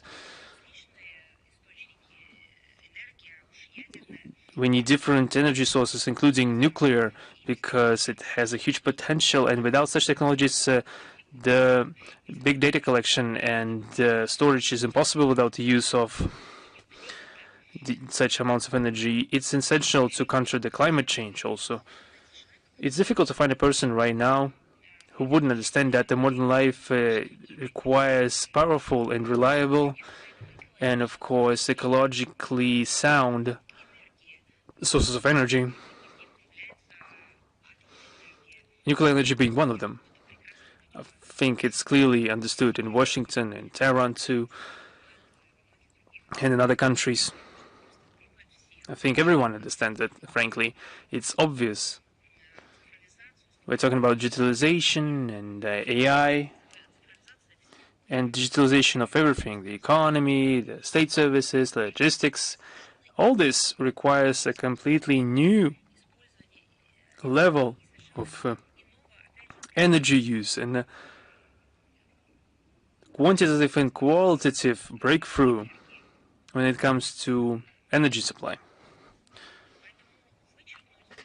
So excluding a country, particularly Iran, from this area is nonsensical. And this question is, the whole premise of the question is nonsensical. There is no legal prerequisite for this issue. And we've been working with Iran for many years, and we intend to continue to work with Tehran. And I would like to highlight the fact that it is going in full conformity with the requirements of the NPT, and we are supported by the all verification measures on the part of the IAEA. Iran is currently the most verified state when it comes to IAEA. They have special agreements with the IAEA and according to the NPT. And the position of the U.S. administration was that Iran shouldn't have nuclear weapons, and we understand that. And in that direction, probably this issue is probably the subject of discussions when it comes to the indirect dialogue between Iran and the United States. We point out the heightened dynamics of this context, which testifies to the desire of both countries to achieve a result. And taking into account that all parties are pragmatic and should consider the balance of interests, perhaps they could reach an agreement. And attempts to ensure settlement around the Iranian nuclear program by other means, including discriminatory approaches, and moreover, the use of threat of force, are counterproductive and could lead only to a further escalation of tensions, and we shouldn't allow for that. Thank you. And my second question concerns the crisis and the border between India and Pakistan. Recently, India has closed another dam that supplied water to Pakistan. Pakistan tested a new ballistic missile in the wake of this. Escalation has been growing, and in that regard, what are the steps taken by Russia to de-escalate tensions between the two countries, and what is your evaluation of the situation? We are worried about the escalation of tensions between India and Pakistan following the terrorist attack in Pahalgam on April 22nd. Russia is a consequent supporter of normalization of relations between two countries that are friendly to us. We hope that the current disagreements will be settled by political diplomatic means on bilateral basis, and we hope that the concerned states will not allow for a new aggravation tension in the region. We maintain direct contact with the Indian and Pakistani partners and also through foreign policy agencies. Thank you very much. Is Anadolu with us? Yes, good afternoon. Anadolu Agency, how would you comment on the rare earth metals deal between Ukraine and the United States? Would this influence the settlement of the conflict of Ukraine? And does Russia and the United States hold negotiations on a joint exploitation of rare earth minerals? And it's impossible to see comments even on the part of Ukrainian authorities because they haven't read it, they don't understand what has been written in it. I would build my response to your question on the basis of two parts. If we talk about exact comments, they are impossible right now because no one saw this text. Moreover, there's been a lot of conflicting sources and conflicting information. We see each day we have more questions. Allegedly, 3 documents were signed in Washington and not 1, and the texts have not been published. And those 3 documents have classified addendums. How could we comment on something that no one knows about, barring those who were present at the table of negotiations in Washington? On the 8th of May, that's the most surprising story, that this package will be brought to be ratified by the Verkhovna Rada of Ukraine. Perhaps the deputies, the MPs, will be lucky to at least catch a glimpse of this document before being forced to press the buttons. Everyone is in anticipation. That's the kind of democracy that we are witnessing. I haven't seen anything like that ever. If you could give me any example where a parliament was offered to vote for something they haven't seen, I would be thankful to you. Perhaps there was one time in history, and after that one time, there's been a Russian statement, a cat in the bag.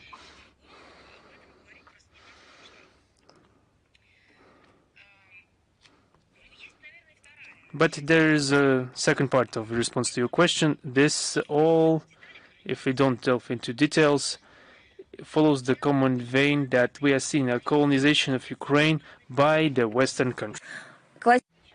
Classical scheme, imperialist scheme, when metropolitan countries pull out of their colonies, steal resources, is implemented today. The states in modern world can be divided, I think, into 3 groups. The first one, those who, according to previous times, want to continue being colonize, being neo-colonizers. Those second group, those who resist that, they have such possibilities.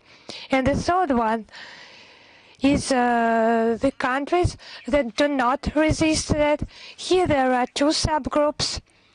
A, those who do not have a possibility to resist. And the second subgroup, those who do not want to resist because they have been paid for that. I think in the last group and the second subgroup, it's the Kiev regime. It wants to be personally allocated the money for giving away natural resources that belong to the entire Ukrainian people, historically must belong to them. So here in that way, it's all obvious and clear. They have all sold their resources. They're selling their people for organs, and the legislation has been developed and adopted by himself, by Zelensky in Ukraine. Now they have reached this category of natural resources. Thank you. If you have no more question, I would like to precise, is China Media Corporation with us?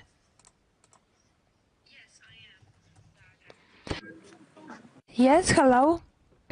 Я вас слушаю. Yes, I can hear you. And my first I hear. President Xi's presence at the May 9 celebration highlights the strength of China-Russia ties.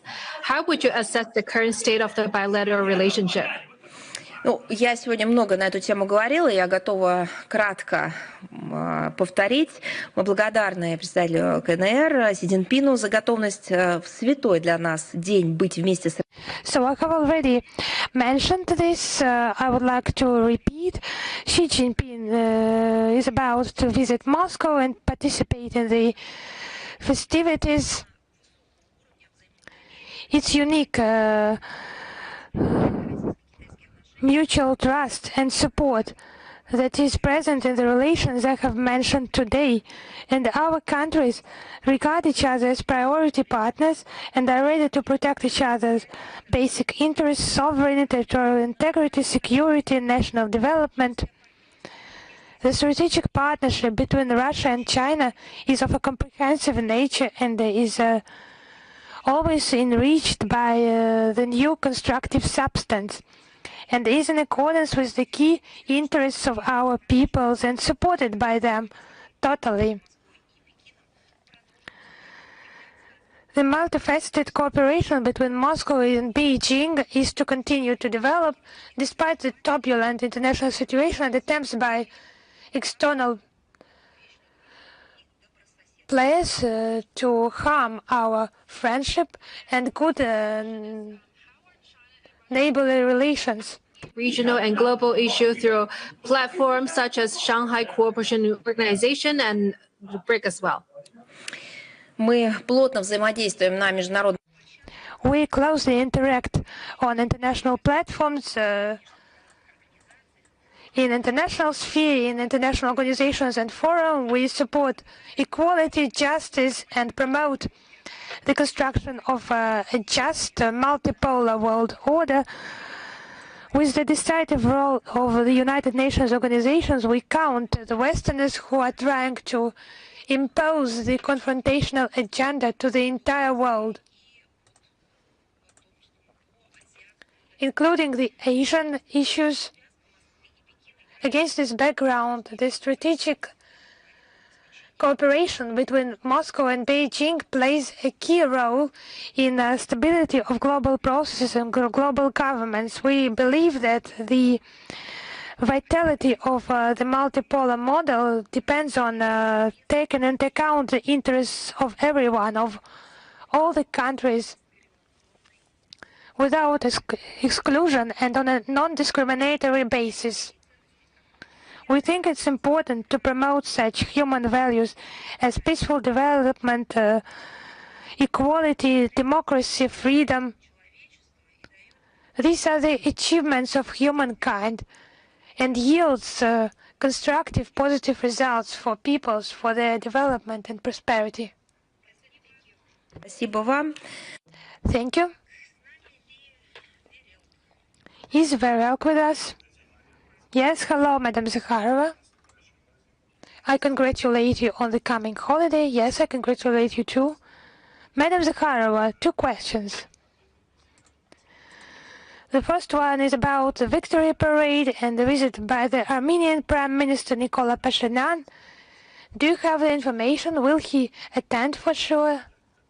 And the participation of Armenian servicemen in the parade, will they be represented somehow? Yes, I think it's a known fact that Nikol Pashinyan, together with other CIS leaders, has been invited to attend the festivities, and as you understand, he plans to come, he has planned to come. But in order to confirm this information, you need to address the Russian President Press Service and, of course, the Armenian side. As for the participation of servicemen, of military personnel, was that your question? Yes. In general, there is participation of different servicemen from different countries that is planned, but for clarification, you need to address the Ministry of Defense, because they are responsible for the preparation of the parade. Madam Zakharova, and the second question, it's about two cases. One of that, maybe you know, in one of the capital districts of Yerevan, there was an incident. One person who represents a pro-Western party, he said there was a provocation against him by Russian embassy for visiting Bucha last year. And the second one, at Alain Semanyan, at a meeting, he made negative statements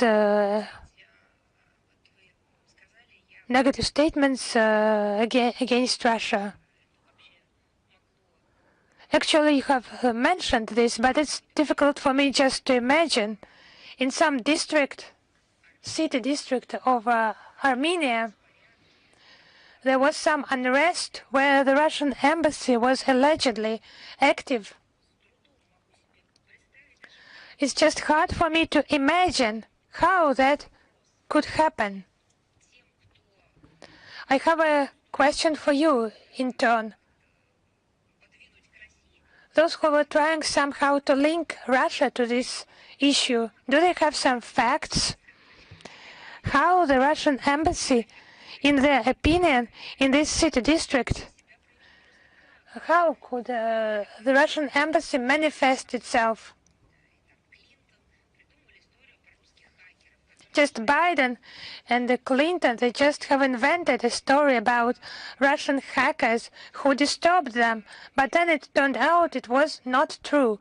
Then someone invented a story about Novichok poison. So how technically could that happen, according to those who have started to accuse Russian embassy of that unrest or some problems, as you have mentioned? It's just interesting. It's really interesting for me. I have heard many cases. This case, actually, I hear for the first time about this city district, but I would like just to know. I have not studied this issue in detail, just general information. I think it's just an attempt to resolve the domestic issues with the use of some foreign policy facts. The issue with Russia is actually hot, and why not to speculate with that in order to attract your competitors with some interesting perspective ideas? I think here you should look for the response. I would repeat, we have heard so many things from different countries on our alleged interference. We do not interfere, and there are no such cases. Do not interfere in some elections in sovereign countries.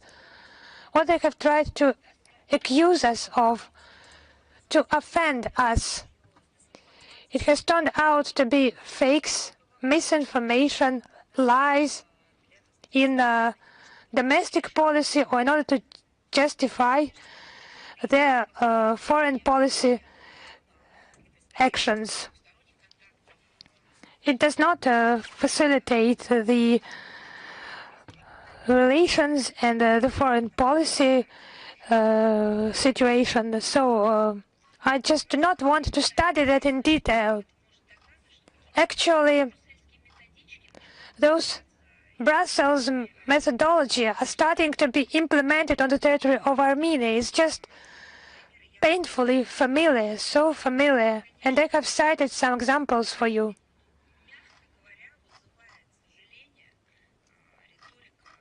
And it is sad for us, the statements by Alain Semanyan he has come back to those anti-Russian statements.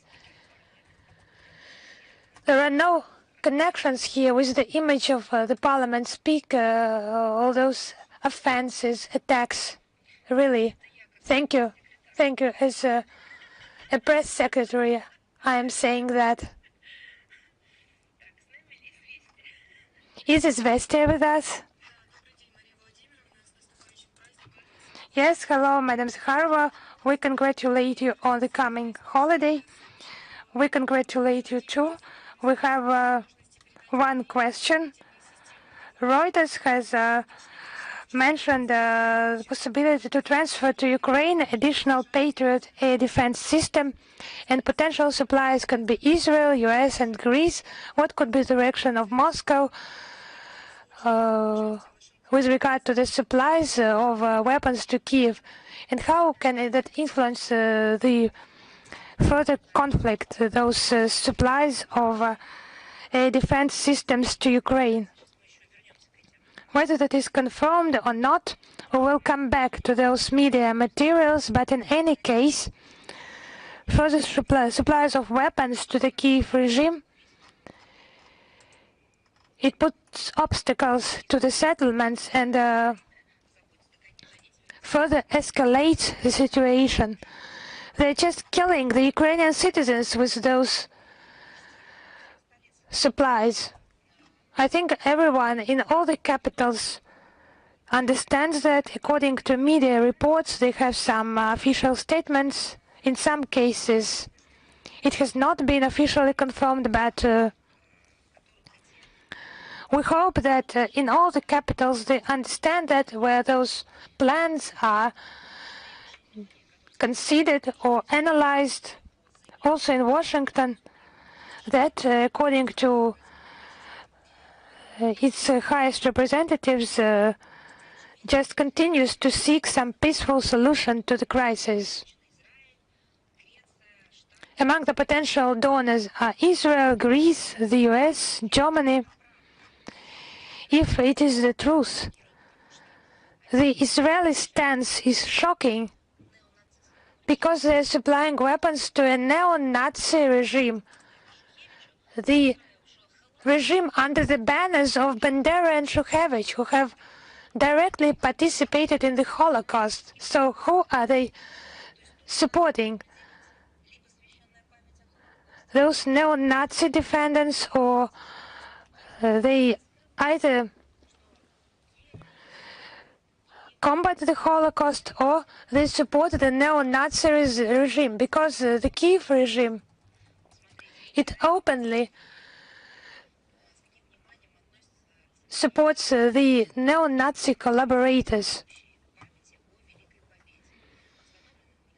Just have a look how our common memory of the great victory is treated in Israel by the Israeli citizens. The Israeli parliament has adopted the relevant legislation on honoring these memorable dates, on honoring the memory. It's just a contradiction. So supporting someone who is associated with Bandera, Shukhevich, and those who have committed the actions of Holocaust. Actually, the Israeli embassy has not replied to those statements, and for Zelensky regime, it's just another way of begging of more weapons and of including air defense systems. He used to demand them, then he went on to blackmail.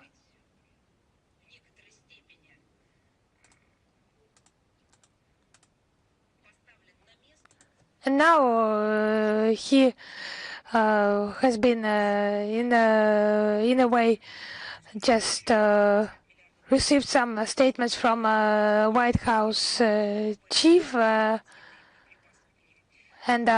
he was deprived of this opportunity to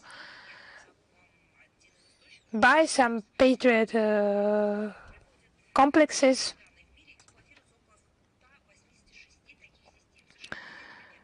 We have the data that 186 such systems are used in the world. For the US, it's about 1/3. The rest are in Europe, Asia, and the Middle East. In Europe, there are 40 such complexes, and Germany and Greece, 15 such air defense systems.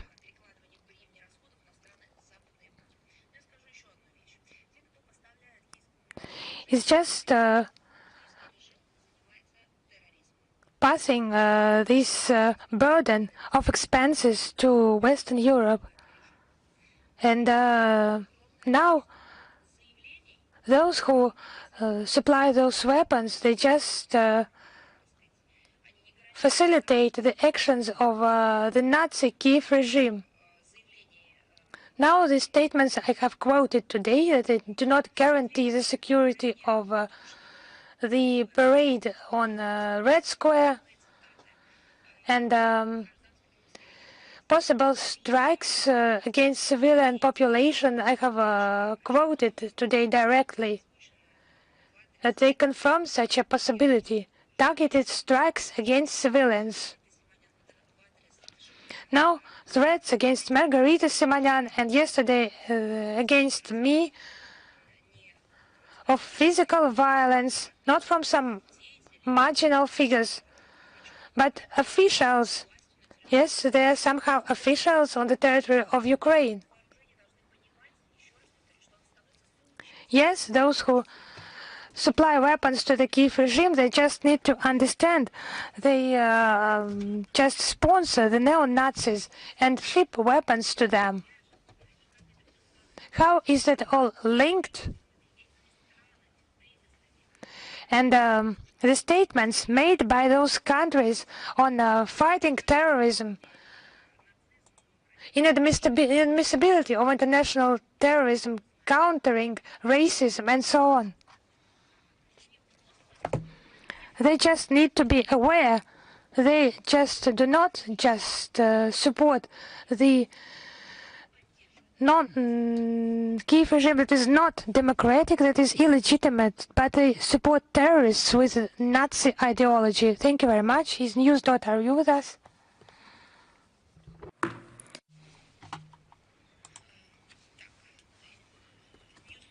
Newsroom, are you with us? No? Then the Moscow Post, are you with us? Good afternoon. We congratulate you with this great holiday. We have one question for you. The Federal Agency on the Preservation of Constitution of Germany decided to recognize the Alternative for Germany party as the far-right extremist organization. How can you comment on this? It's not the first time when they do that. They have rich experience in this. It is with the prohibition of political parties that the Nazis started their path to power in 1923. They prohibited other public organizations that played a significant role in the political life of the country. It was only the beginning.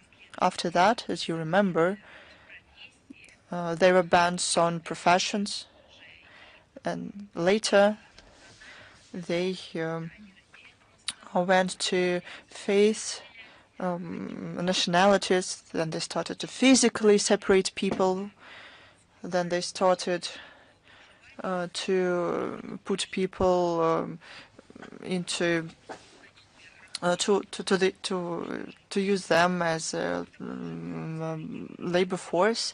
This happened in the history of Germany, and it was enshrined in law back then. At the current stage, Germany didn't come to such ends, but they shouldn't repeat the mistakes that cost a lot to Germany and the world. As we see, this trend is alive in Germany. traditionally we don't comment on the internal political agenda. We do not interfere into internal affairs of third countries. We don't comment publicly the political processes. But the point is that they try to connect it to Russia. They usually in their internal affairs refer to Russia, to our country. What is also surprising, there is a special agency that is aimed to protect the democracy and constitution. And they want to prohibit the party that almost 30% of the population in Germany vote for. It's an interesting story. If they prohibit this party, what do they do with the people, with the 1/3 population of the country? Are they going to ban them, to cross them out, to expel them?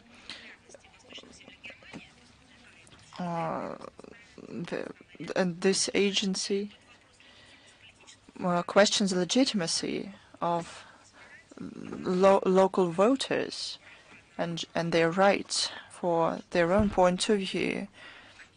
They have to explain this and work this thing out.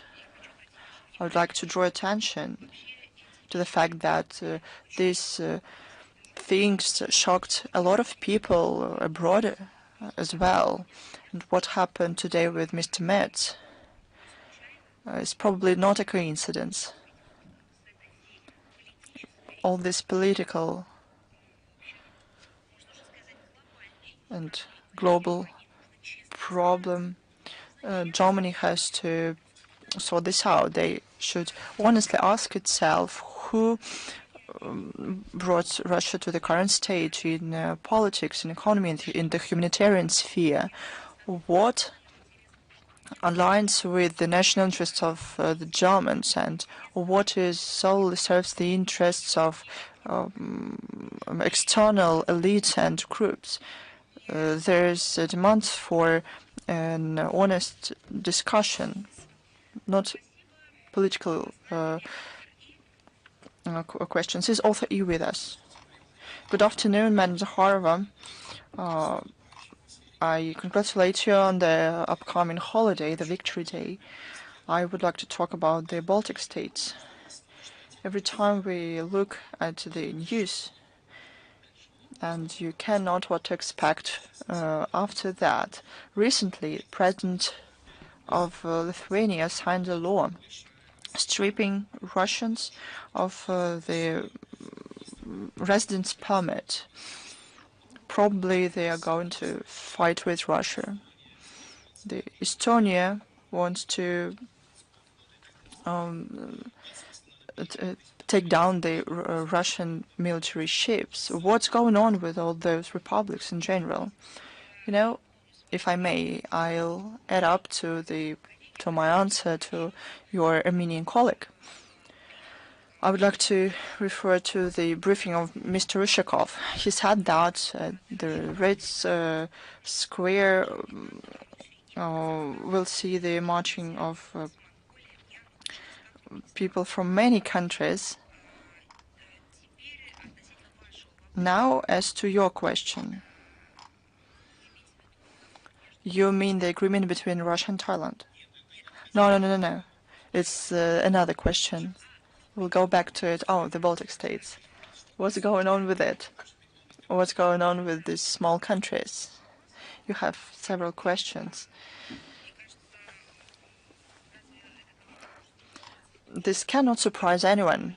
The state policy of the Baltic states, unfortunately, is not based not on Russophobia, but they have a practical plan on how to make the life of their own citizens even more difficult and sometimes even unbearable, because natural partner, neighbor, an economic cooperator, I don't know,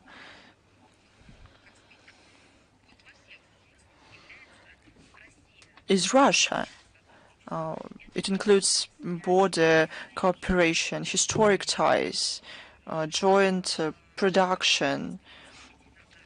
It started several decades ago. All of this should be destroyed and trampled upon. What are they going to do after that? They want only through subsidies from the EU. Do the subsidies go for the development, to education in the Baltic states? Of course not. This only help keep this democracy afloat, and it ensures the instructions from the EU and pursues a Russophobic policy. Have you heard anything about scientific achievements in these countries? About breakthroughs in agriculture, in the cultural life, in fishing? Have you heard anything?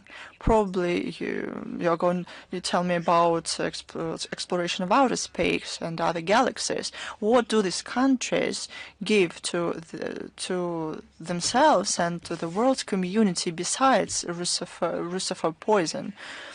Nothing, but everything is done to. They are paid for Russophobia, and they hide from their own citizens the fact that they are not developing. Unfortunately, we see that the hostility of these pre-Baltic states only ramps up. Lithuania, Estonia, other countries, because of their historic role, can do little. In reality, the states aspire to make life for their Russian-speaking citizens more difficult. They discriminate and violate human rights. It's normal for Vilnius, for Riga, for Tallinn. Now they even start talking about saber rattling. They started to use the language of war. But who's doing that? The Baltic states. I'll tell you one more time. Does it have any achievements besides NATO exercises? Did they achieve anything in the military art? Probably they settled some terrorist problem. Probably they became peacekeepers, or with their bodies they settled disputes in any country. Did they show themselves positively as a nation? Probably there was a peacekeeping operation. What did they do? What are they proud of? What's the basis for such an aggressive narratives? It's either the complex of inferiority or something like that, because those who cannot do certain steps are mostly aggressive. They only call names somebody else. They try to degrade others. Or probably it's the only chance for them, for their political establishment, to increase their rating. Probably it's just narratives that they're paid for it. It's the way of the economic development. Thank you. Question to you. You're absolutely correct. It's about Thailand. President of Russia, Vladimir Putin, introduced to be ratified an agreement between the Russian Federation and Thailand. Now, all the criminals who are wanted by the law enforcement of the both countries can be extradited. It's good news. Are there any plans to sign similar documents with other countries? We indeed work and strengthening on this track with other countries. Such agreements are an important element of the international anti-criminal cooperation. Over the recent years, more than 20 similar documents were signed. for now, the Ministry of Justice has negotiations with a number of countries, including Nicaragua, Mozambique, Mauritania, Djibouti, and Mauritius. Thank you. I'd like to tell you one more time that this is the competence of the Ministry of Justice, together with other interested parties, but the leading role belongs to Ministry of Justice. Thanks to you. Is the newsroom with us? Madam Zakharova, good afternoon. News.ru. We welcome you and congratulate you on the upcoming holiday. Thanks to you. Question 1.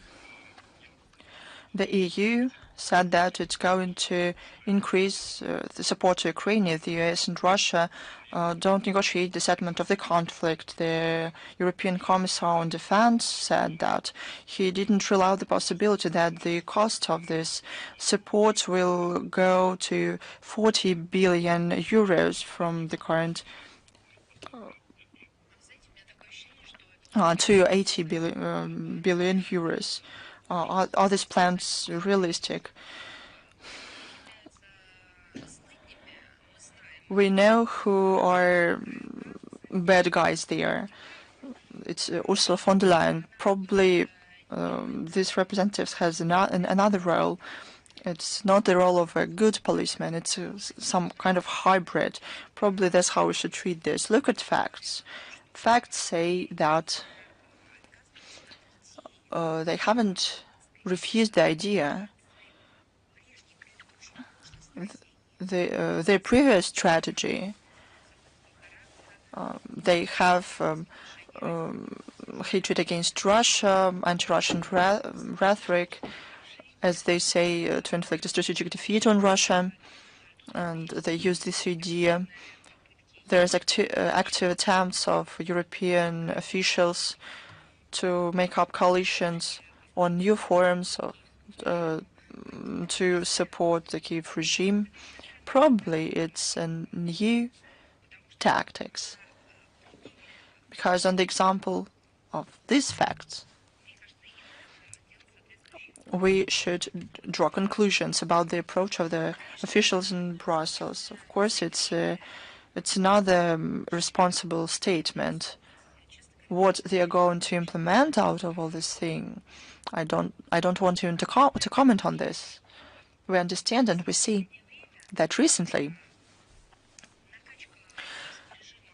the pumping the Ukrainian regime with the European armaments is not supported the way it used to. Not because of their relations with the US, but because people in the EU countries started to ask questions, they started to vote, started to demand explanations why they live the way they do and not the way they were promised, why they have to sponsor this bloodshed, why they have to send their money to support a crazy person.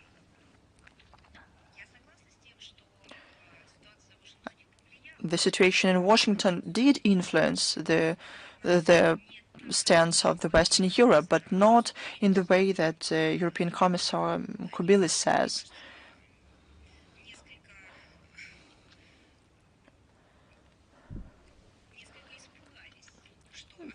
Because they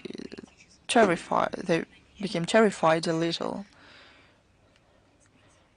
that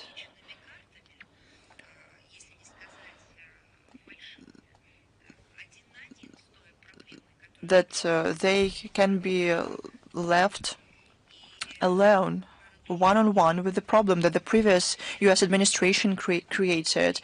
They realized that they have to be honest with their own population, not to come up with some new explanations. Question 2 that we have, it's about Armenia.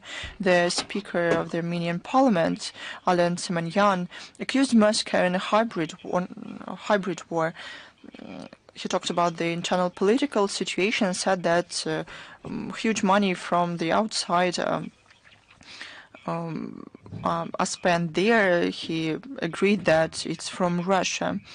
According to him, the participants of the hybrid war from Russia tried to change the power in Armenia. The statement was made right after he received the ambassador of Russia, Sergei Kopyrkin. How can I comment on this? Well, already commented on it that it's another round of aggressive narratives. We are confused. What kind of hybrid war against the leadership of Armenia we can talk about if Armenia is going to be represented during the Victory Day events? There is constant contact at the highest level. We are talking only about cooperation and interaction. The speaker that you mentioned probably says something else. Probably he has to work out the common position on this. I cannot imagine a situation when his words on somebody else's behest or on his own could be true. Can someone give any kind of facts? It's impossible. It's Western guidelines from Brussels. Thanks to you, and thanks to you. Are there any more questions? If there are none, then I say goodbye to you until the next time. And one more time, I congratulate you with the upcoming holidays, with the great the Day of Victory.